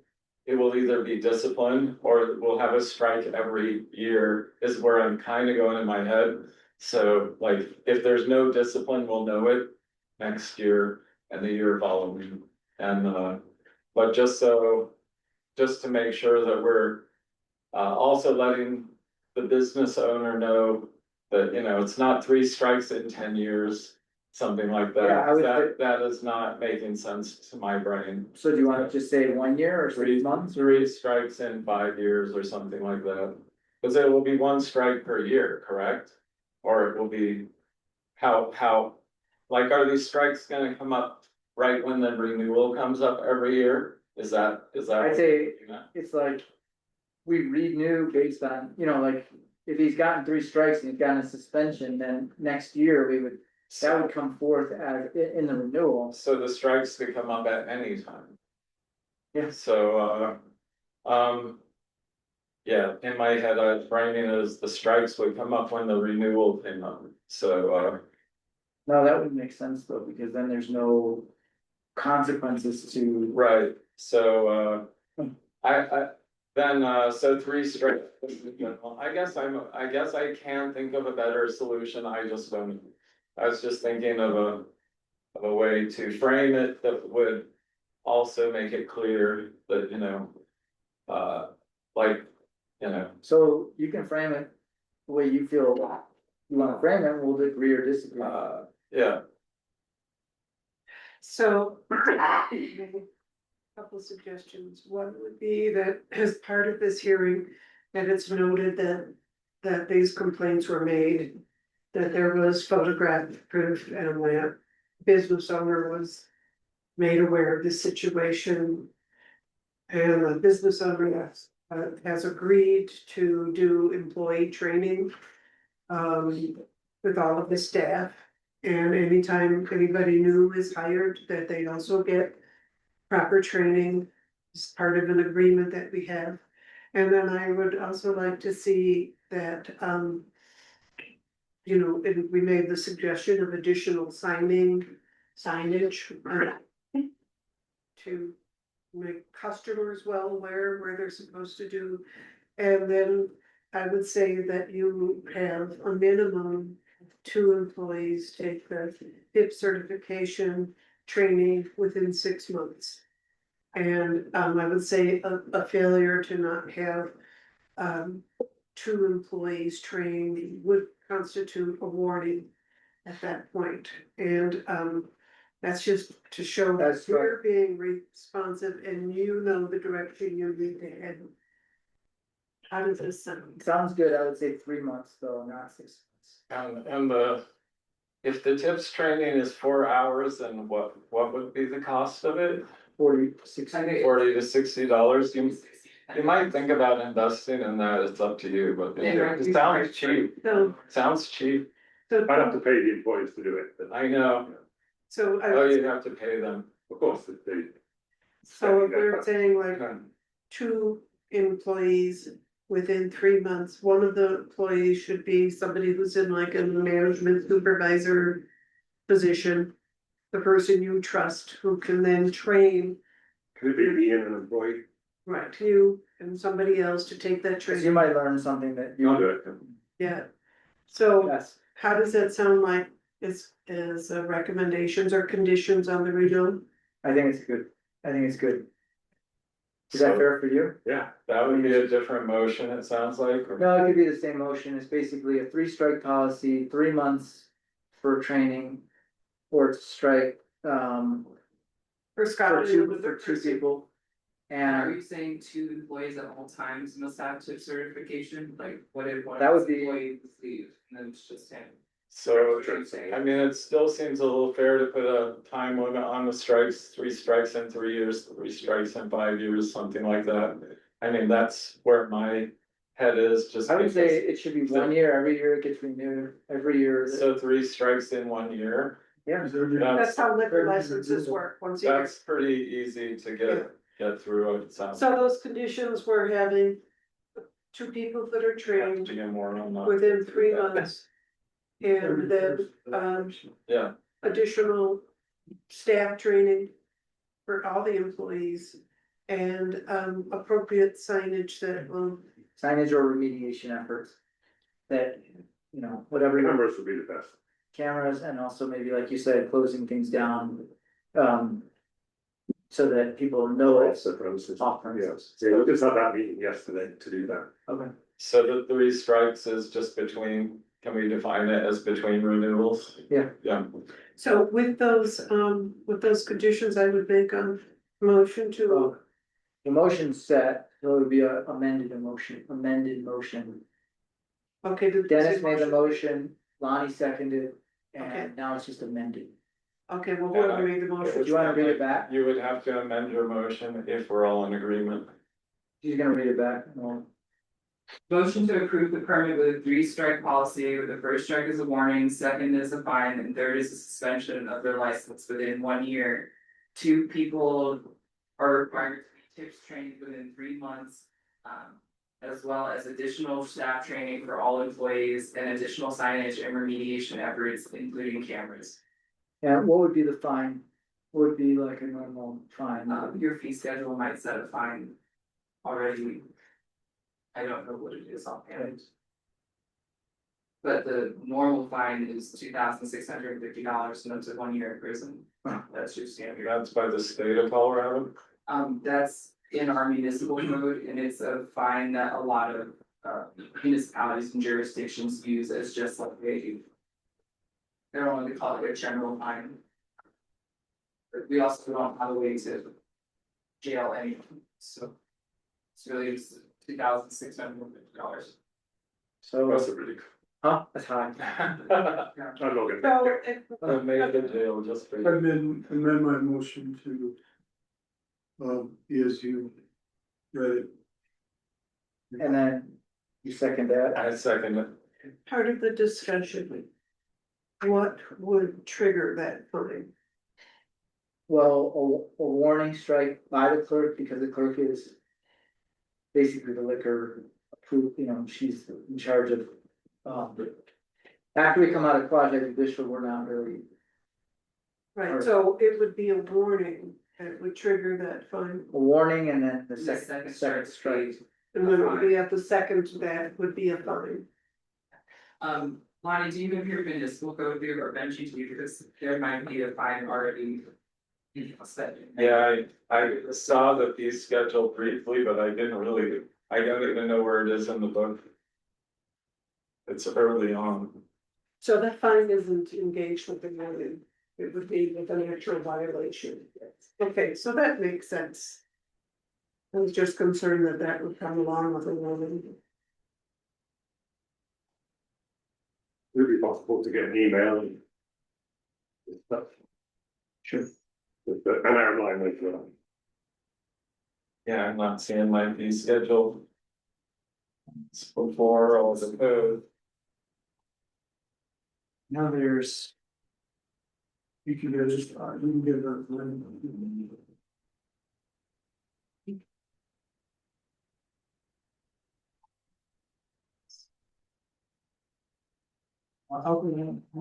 retail license. And, with this. It says here like suspension or revocation of fine whenever a decision of the board of trustees acting as a local licensing authority suspending a retail license for 14 days or less becomes final, whether by failure of a retail license to appeal the decision or by exhaustion of all appeals and judicial review. The retail licensee may, before the operative date of the suspension, petition the authority for permission to pay a fine in lieu of having his retail license suspended for all or part of the suspension period upon, this is kind of at the third, the fine shall be equivalent to 20% of the retail licensee's estimated gross revenues from sales of alcoholic beverages during period of a proposed suspension. I think that's if it's suspension, but it does say that the public welfare and morals, so upon the receipt of the petition, the authority may, in its sole discretion, stay this proposed suspension and cause any investigation to be made which it deems desirable, and may, in its sole discretion, grant the petition if it is satisfied that the public welfare and morals would not be impaired by permitting the retail licensee to operate during the period set for suspension, and that the payments of the fine will achieve the desired disciplinary purposes.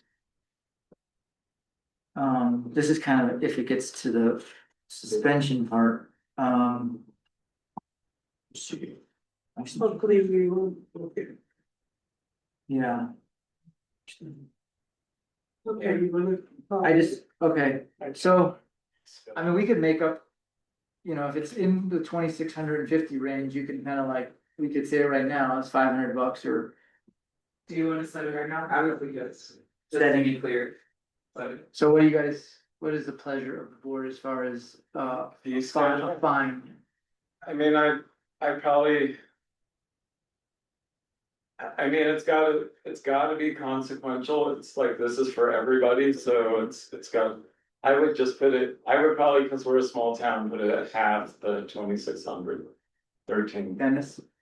I go along with that, and I also maybe take it a step further and say.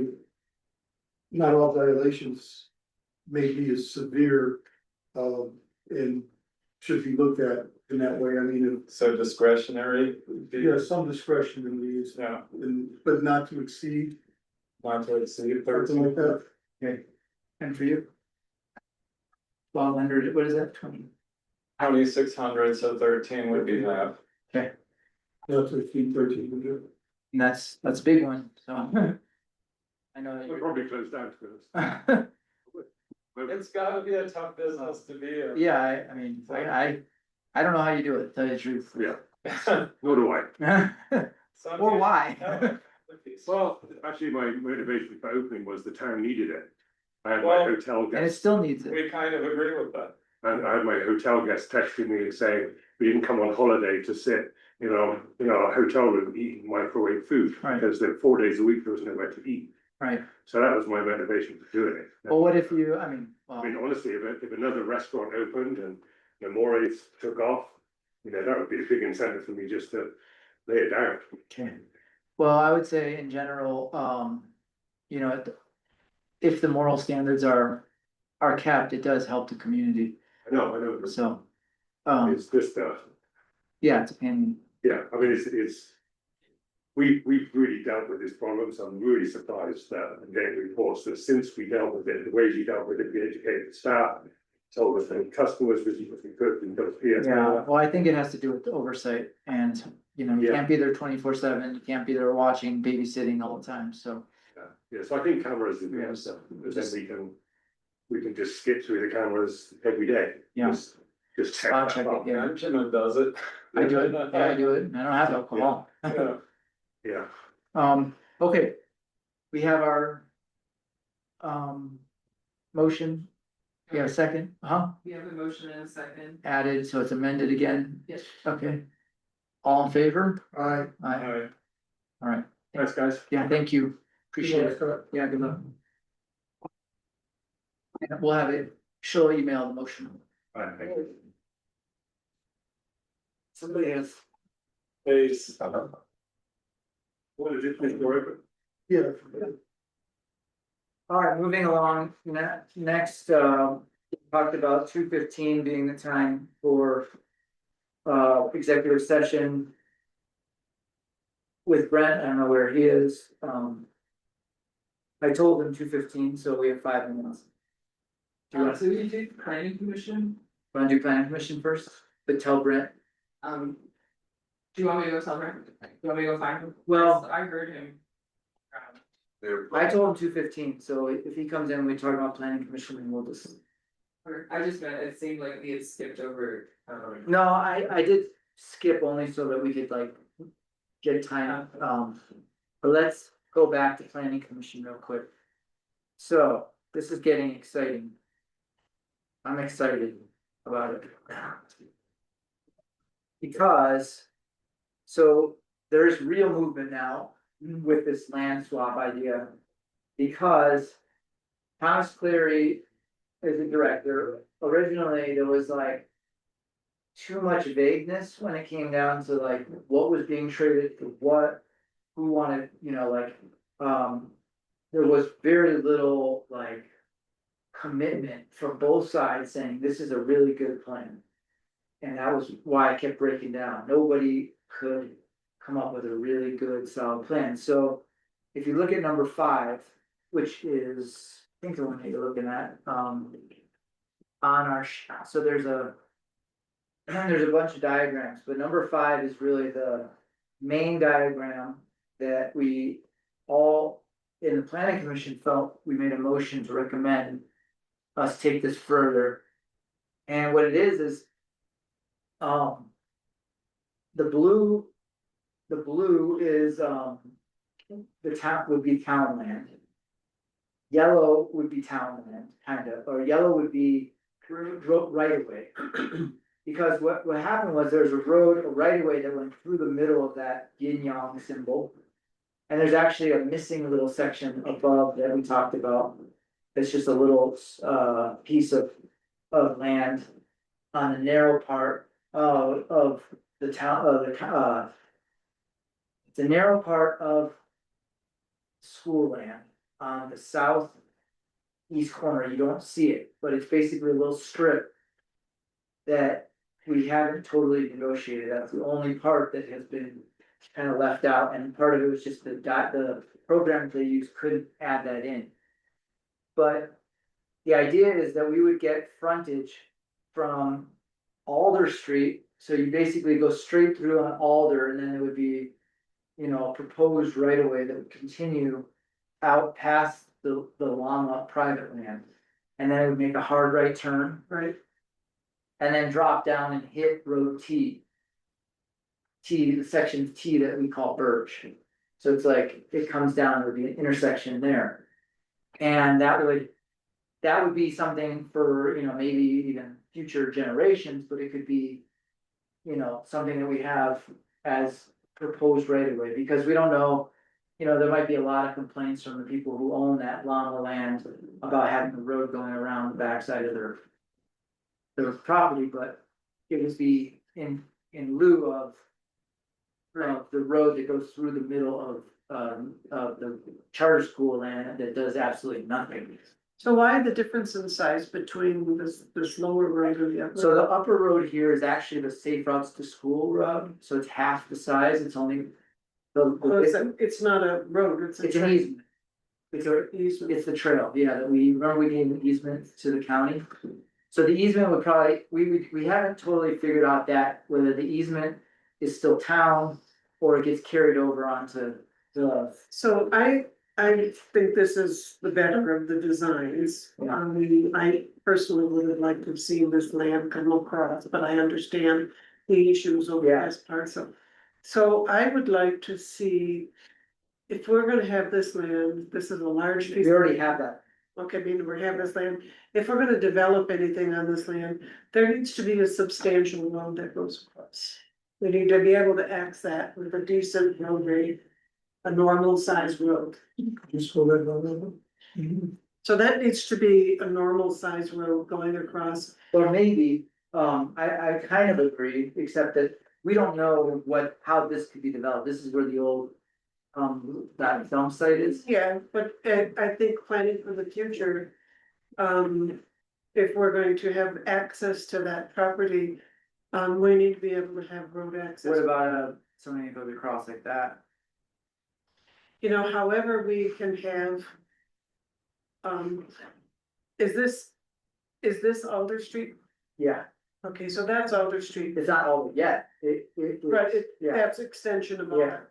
So I feel like there needs to be an actual, real road access to this property. Because if there's something that's substantial that's building there, we need to be able to have 2-lane access. We need to be able to have fire access. We need to have 2-lane traffic. Otherwise, it's just, you know, a park you can access by bicycle. Is And if- is it a roadway you're looking for or a driveway type access? I think we actually need to have it for the future and actually be the width of the roadway. Cause in our municipal code, there's specific dimensions that classify a road as. And 60 feet. if we should build anything there, community center, anything, recreational facility, anything we're gonna be putting the public on there, we need to have. So that doesn't mean that we're ever gonna build it, it's just, we have a right of way that could be there if we decide to work on it down the road. I mean, I would say if we're gonna do anything, you know, this is a lot of land right here, even though it doesn't seem Right. like it is still quite a bit. And then we have the land across the street as well. Correct, but if, Yeah, for that, this land swap to have any actual equitable value, Mhm. we have to be able to use the land for all purposes that the town would wanna use it for. I see. Or possibilities, yeah. And so which means we have to be able to access the land, otherwise it's a bike path to get to it. So if we're The gonna, only thing I was thinking that would go really well back there, even though, but again, this is a personal dream that I don't necessarily know how we get, but. You know, where I grew up, there was a mountain called Mount Trashmore. And it actually was like a sled hill, training hill, people would run it. And, yeah, I mean, still need access, but yeah. this is a future investment. Yeah. And so we don't want people 20 years from now saying, what the hell, they didn't even allow us to be able to put a road into this property. And so for it to be equitable, we have to freely be able to access that vehicle, whether or not we put in a full road is one thing, we might just have a bike path. But we should have the option to be able to have a full road go in there. So there's a section up here that wasn't put in, we could actually say that we wanna move that section down here. I know it sounds kinda weird, it splits their land, but. I'm still having trouble discerning which land you're is. Blue is ours. Blue is ours, I mean, I get what's currently ours. Right what's now- Current, I don't get what the swap. So the swap is basically, I'll show you, yeah, I'm come over here. So this is town land right here, Yeah, but then there's a road right above it. yeah, Going like this way, up, over, and then actually there's a road that goes down this way, those are just right of way, you know, there's Proposed. town right of ways. town right of ways, and then it runs along this edge here. And then this is the safe routes to school, which is already in, this Okay, is not, it's supposed to be kind of curvy, but it's straight. right, And then this is all right here, including this yellow, this is all charter school land. right. So, and then do charter school understand lands all of that. above that road. So the I trade, the understand. swap, is basically they would take this, leave this, because this is, they don't want this. And then we would get this and that. So to me, Just I add the feel, land to the west, No, all this road access is 60 feet by just the road access and the blue. the blue. so I feel that the more valuable, important access is this right across the here.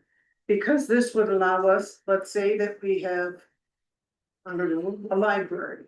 Or we have skateboard park, whatever, this needs to be a main access road to connect the 2 town parcels. Okay. And that needs to be an actual. Well- grade. However, you wanna. Except that It's if you have like another turn, so with Alder, we have a straight across, you know. Road that goes across the street and it just continues, it was, I would like to see this road actually continue. well, you can't because the POA will not let us. You know, you involve a whole nother entity, which has a green belt running through here, Right, so. Ages ago, yeah,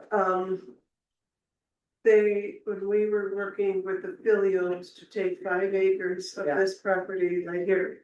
To be able to have the community center. The vote went to the Property Owners Association and the membership. Voted to approve that access road across the greenbelt. so that this was always owned by Gayatri. Okay, that was, then it was, excuse me, then it was here, this piece over here, that was 5 acres. And the POA went to the vote of the membership, the membership approved it, you have access come across. In and out through the, across the green belt. Right, well, they obviously did for the one thing, the safe routes to school. Now I've talked to. No, this was I know, the. but they did get approval going over here and then all that approval. However, when you get down below that parking lot, it gets really steep. And I've talked to Bert about it, I mean, and he said there's really, if you try to do a road going across, you're gonna run into a serious problem when you hit that other road. Okay, Now, that doesn't mean that you can't hit the parking lot over here and turn that into some kind of intersection. He said that a road kind of overrides the safe routes to school if you get that approved. And you could theoretically change the parking lot. okay, So, so this is Alder Street through here. So I'm gonna keep coming back to this, first of all, one or the other of these. If we're gonna make any use of this piece of land, we need to have an actual.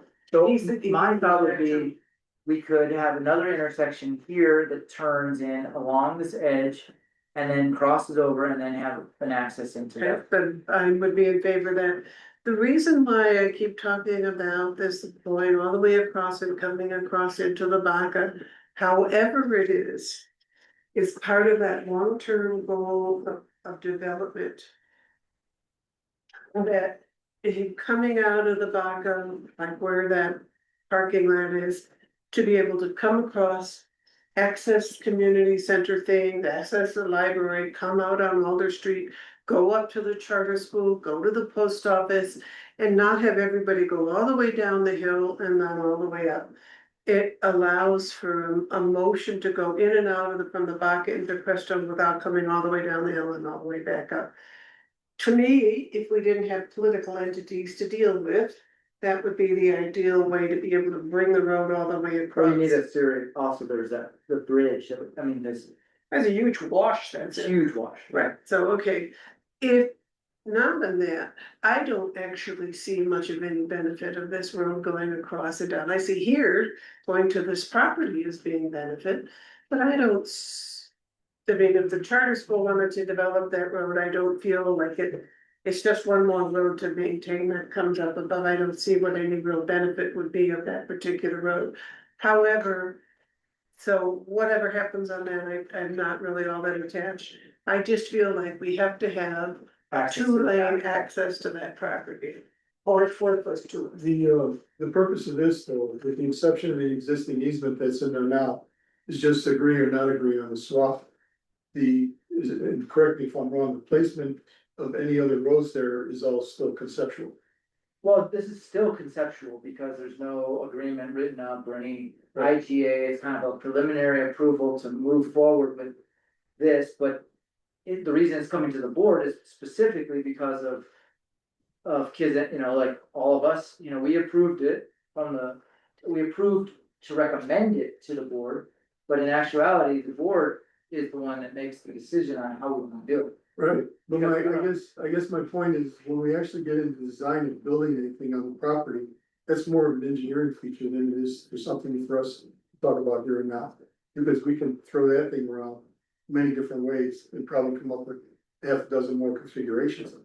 Well, you could, And I'm not disagreeing with what you're saying, because I'm just saying, I so. don't know if that's the point But now. if we come back to the actual facts. Yeah. The actual facts are, there is a easement going across that's paved Right, already. Now, whether anybody wants to admit it or not, I think it's a 1-lane if we had to escape a secondary way out. It's there, and you could do it if you had to, use it as a 1-lane out, but that's just emergency. But it's there. Second thing is that charter school does not want to go through the process of a phase 1, phase 2 environmental assessment before swapping. Cause we were talking about swapping a whole section of, a bigger section of the green with this, dump site.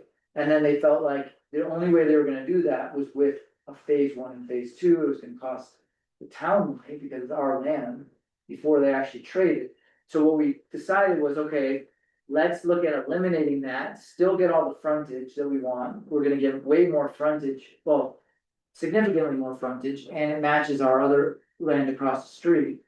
And we take out a useless road, which basically was this weird angle right through. And put in a semi-useful road that's more useful than it was before. That doesn't mean it can't be adjusted. We did talk about, there's this one more section that's up here that they didn't account for. It could be placed somewhere in here that would make it be more useful, and it could be, you know, an L or something, or it could go across like that and then have access, like access into that property, or it could be across, you know, here. Well, if we had access that would come from here and then had an access that went up to here. I really feel like we need to have a major access into this parcel of property. When we were doing the whole process of taking this filial land, 40 acres, dividing 40 acres, taking and trying to do 10 acres for charter school and 10 acres for the town. We looked at all kinds of different configurations, and one of when we looked at this parcel, there was two park places that were suitable for a large facility building. One of them is where the charter school is, the other one is where this blue dot is, so the only two parcels where it's relatively free of trees and flat enough that you could have a facility. And many of us on the town council wanted to see that parcel divided on an east-west access, with the charter school taking the southern end and the town taking the northern end, and have the town's frontage all be on Line Street. And then have an access road over to the charter school. That didn't happen because of the money concern over water and sewer and utilities. That was way too much money. So the last minute, 11th hour decision was to make this weird yin yang symbol of the dividing, so that both parties got 10 acres, and that was nobody's favor. But it was the only way that you could divide the property to where the charter school had a large buildable lot, and the town could have a large buildable lot. So you're saying, you know, Right, so no, that this is still an area, old landfill that, you know, we don't know what you can really do on it and how you could do it without going through. correct. And so when I look at this, then, to me, I have to say, it looks like we're getting the shorter end of the deal. Because we are getting this piece of land, which the landfill, who knows if we'll ever be able to do much of it. And what we're getting is this parcel. So I would like to see us get a little bit more of the land. And part of the reason too, I say this, I know you guys have been working on it, but you brought it to the board, so you get to hear what I have to say. What the hell is the town gonna use this sort of land for? It's zoned community services. So I hear this, well, the town's gonna get this, the town's gonna get that. The town of 150 people doesn't need any of this. What the town is gonna do with this property is going to be having facilities, recreation, who knows, whatever else. It's a benefit to the entire greater community. Right now, we're 10% of the population. However this shakes loose, that property is gonna benefit 90% of the population that doesn't live in the town of Crestone.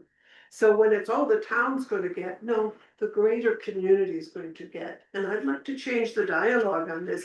This is something that's gonna benefit Crestone Baca, with an emphasis on the Baca. Because we truthfully don't need any of this stuff. And we're gonna put in a lot of money towards this stuff.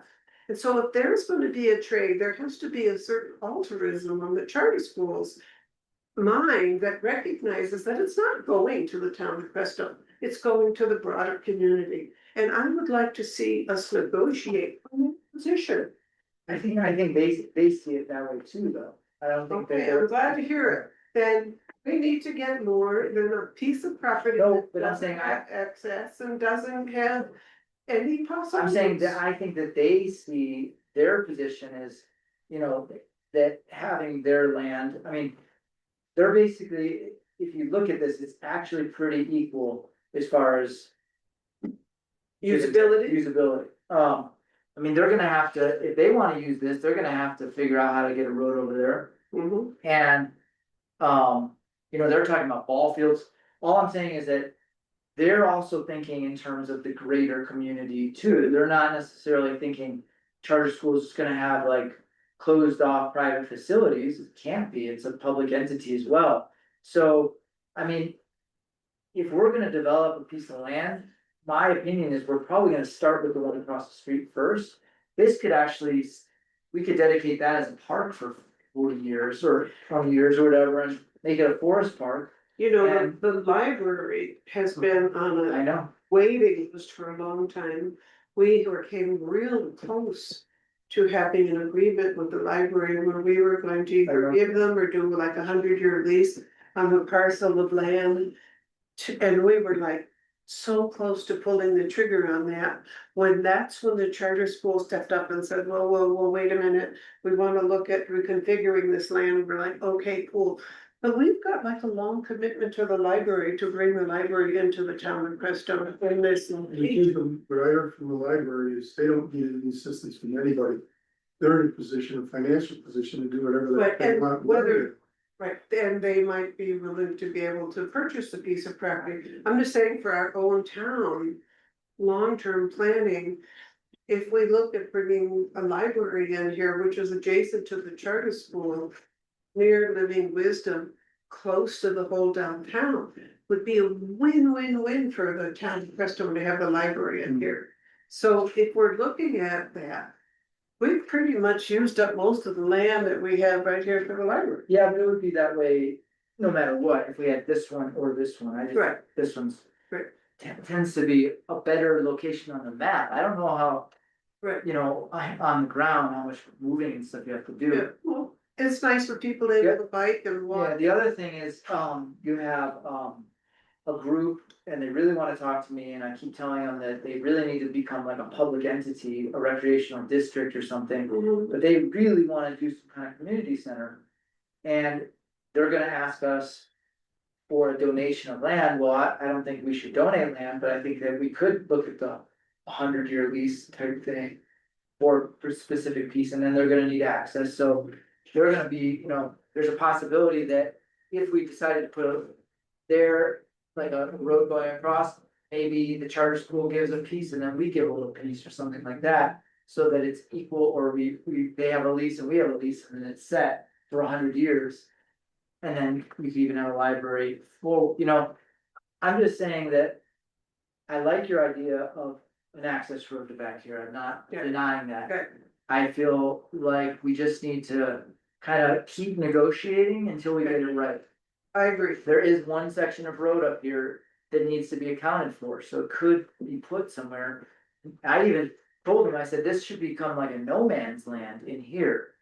Because we do need to be able to access in here, so So if the idea of a road came up here and then came up to do this Yeah. part, so then that would not impact this trails and it would not impact those trails, but Right. it would give the access to this piece of property. And to me, I think that could be a good workable solution. And then if this piece of property that comes over to the access road could be part. either or utilized by the town, could be part of the deal for the town. To be able to have access for whatever facilities might be in here. So if there could be a road, if this here could become part of the town exchange. Then with this road, then there's access to have whatever facilities the town might decide it's going to need, and it would have a nice access, be able to come in and out. And, Yeah. and I don't see much of any benefit at all to this road. Well, the other thing is, you know, the high section here is where you would wanna come across because of that big steep hill. You know, when you're connecting hills, it gets really complex. So if we did have it, then there's an option to come across if, you know, if we wanted to, it would kind of match this guy, but it would be here, something like Right. that. But at least we'd have access, cause we could always add a road Right. in there. Good, and the idea of this road here, to me, that's something that would benefit the charter school to access their own property. Doesn't benefit the town, really. And maybe So, we just So if we took that out of the equation and said, okay, whatever, how many 100 square feet that is, let's look at this. Okay. Bringing that up and turn this green into blue. Are you taking notes? And turn that green into blue, and that way then the town has a full stretch of property right here. And could from this road right away, and this road right away, this one. Be able to have access to whatever facilities are being built there. So that's my thoughts. I just don't know why you're so excited about this land swap at all. I have no idea. I'll tell you what why. the appeal is. Because right now we have a piece of land that's basically sandwiched between two charter school pieces. I mean, Right, and it's a small piece in the front and a big piece in the back. You but know, then you got a doubly sandwich. not necessarily, because now we have the whole, so we have a piece of property directly across the street, 9 lots, that make a big L. Yeah. And then directly across the street, we would have land. So you'd have two pieces like side by side, directly across the street from each other. And then the road for Alder has the potential to continue. So I'm also really excited about this. Yeah, I mean, I really am. I mean, I can come to understand why you're excited about it, I'm just not. Well, you weren't necessarily part of the very first purchase we made. So if you walked out there and you actually see what we own. You'll see kind of how There's a new purchase that you've made, or there was a purchase a couple years ago. a couple years ago, yeah. And I can show you on this map. See. I would, to be informed, to be helpful at all, Come over here. I cannot be not helpful. No, I think have it's no that's what- understanding of what's going on. Southwards. The north line, Long. north line, north of line, north of line. So we own lot 6, we own this, and we own half of this lot. And then this is the land that we own 30. So this is all. So right now we own this piece here, on this street. Okay, so the town's got the any corner of the charter school, is that what you know? We own, okay, so you go down Alder, and you make a turn going up the road. We own this piece here. Let's see.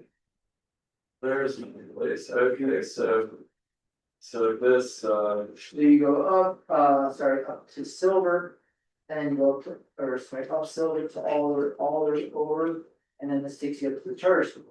We own this corner and 3 lots here. I'm turned around, okay, I see, And then this is all charter school land right here, yeah, all this, yeah, this is town land and this is charter school. yeah. So This road is in, you're trying to swap this piece out? this piece from right here, is mine, with this piece here, so that you have continuation if you go this way. Wait a minute, see it. I'm seeing that where's the train? Okay, this is where the train. So the train.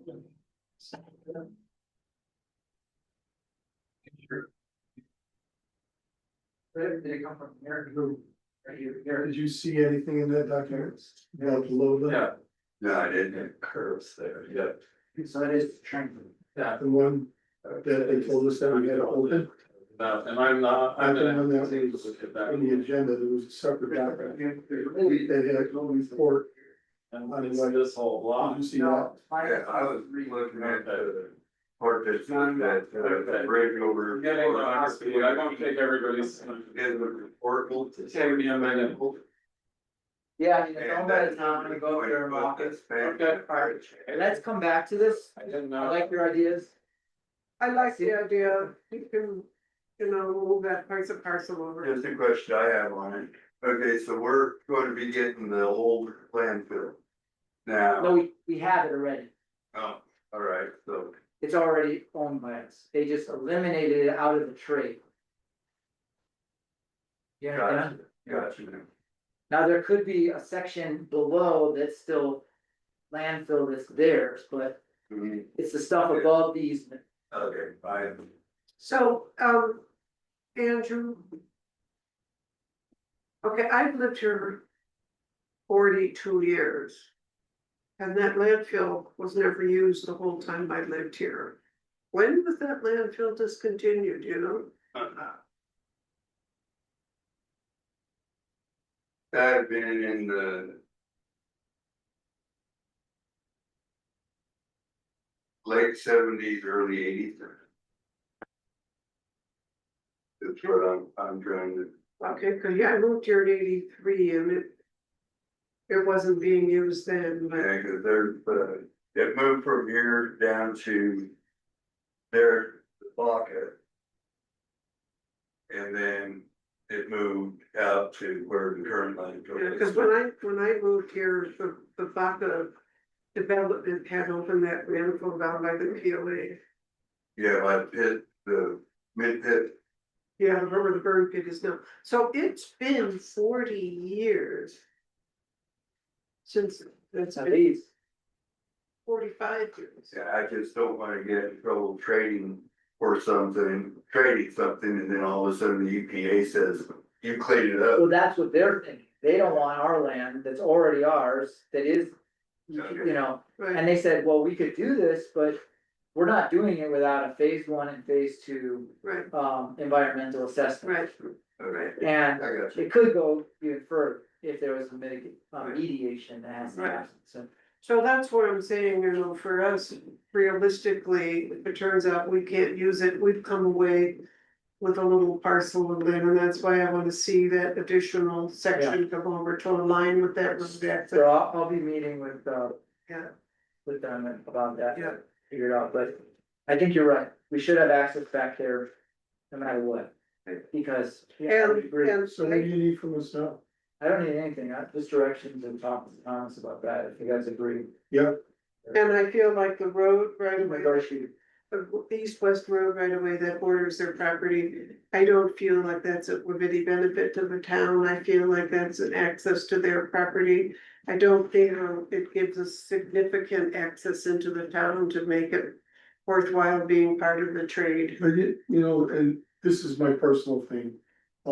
Having the charter school advance and improve their property does reflect on the community. Now, I can't really put a dollar amount on that, but it does enhance everything we do, our neighbors do to us, we do to them.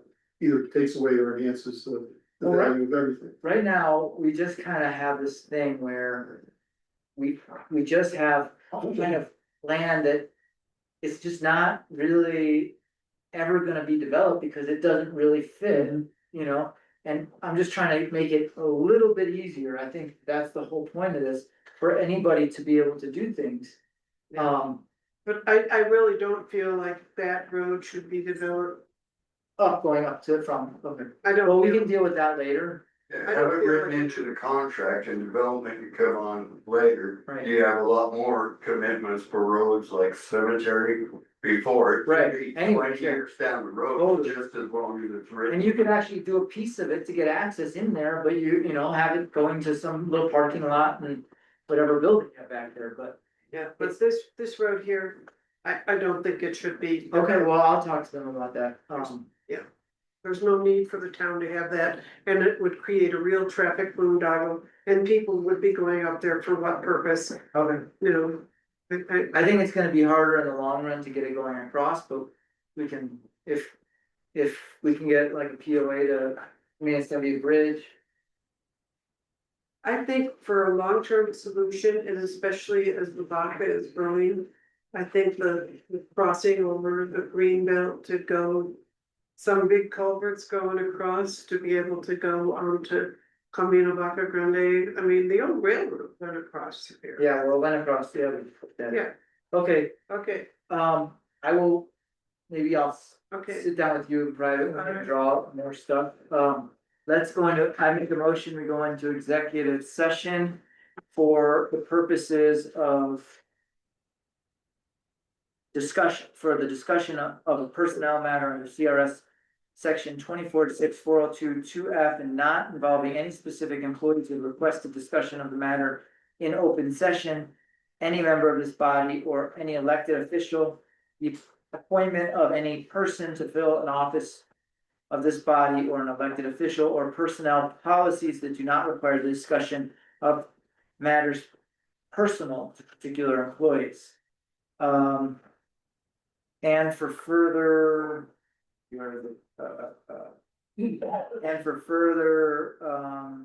discussion to discuss personnel matters regarding Brent Vanderveer, including an annual performance evaluation, a review of the 30-day performance improvement plan, and consideration of future staffing decisions for the Public Works Department. Can I have a second? I'll second it. Okay, all in favor? Aye. So now we go into executive session. We're close to the. We go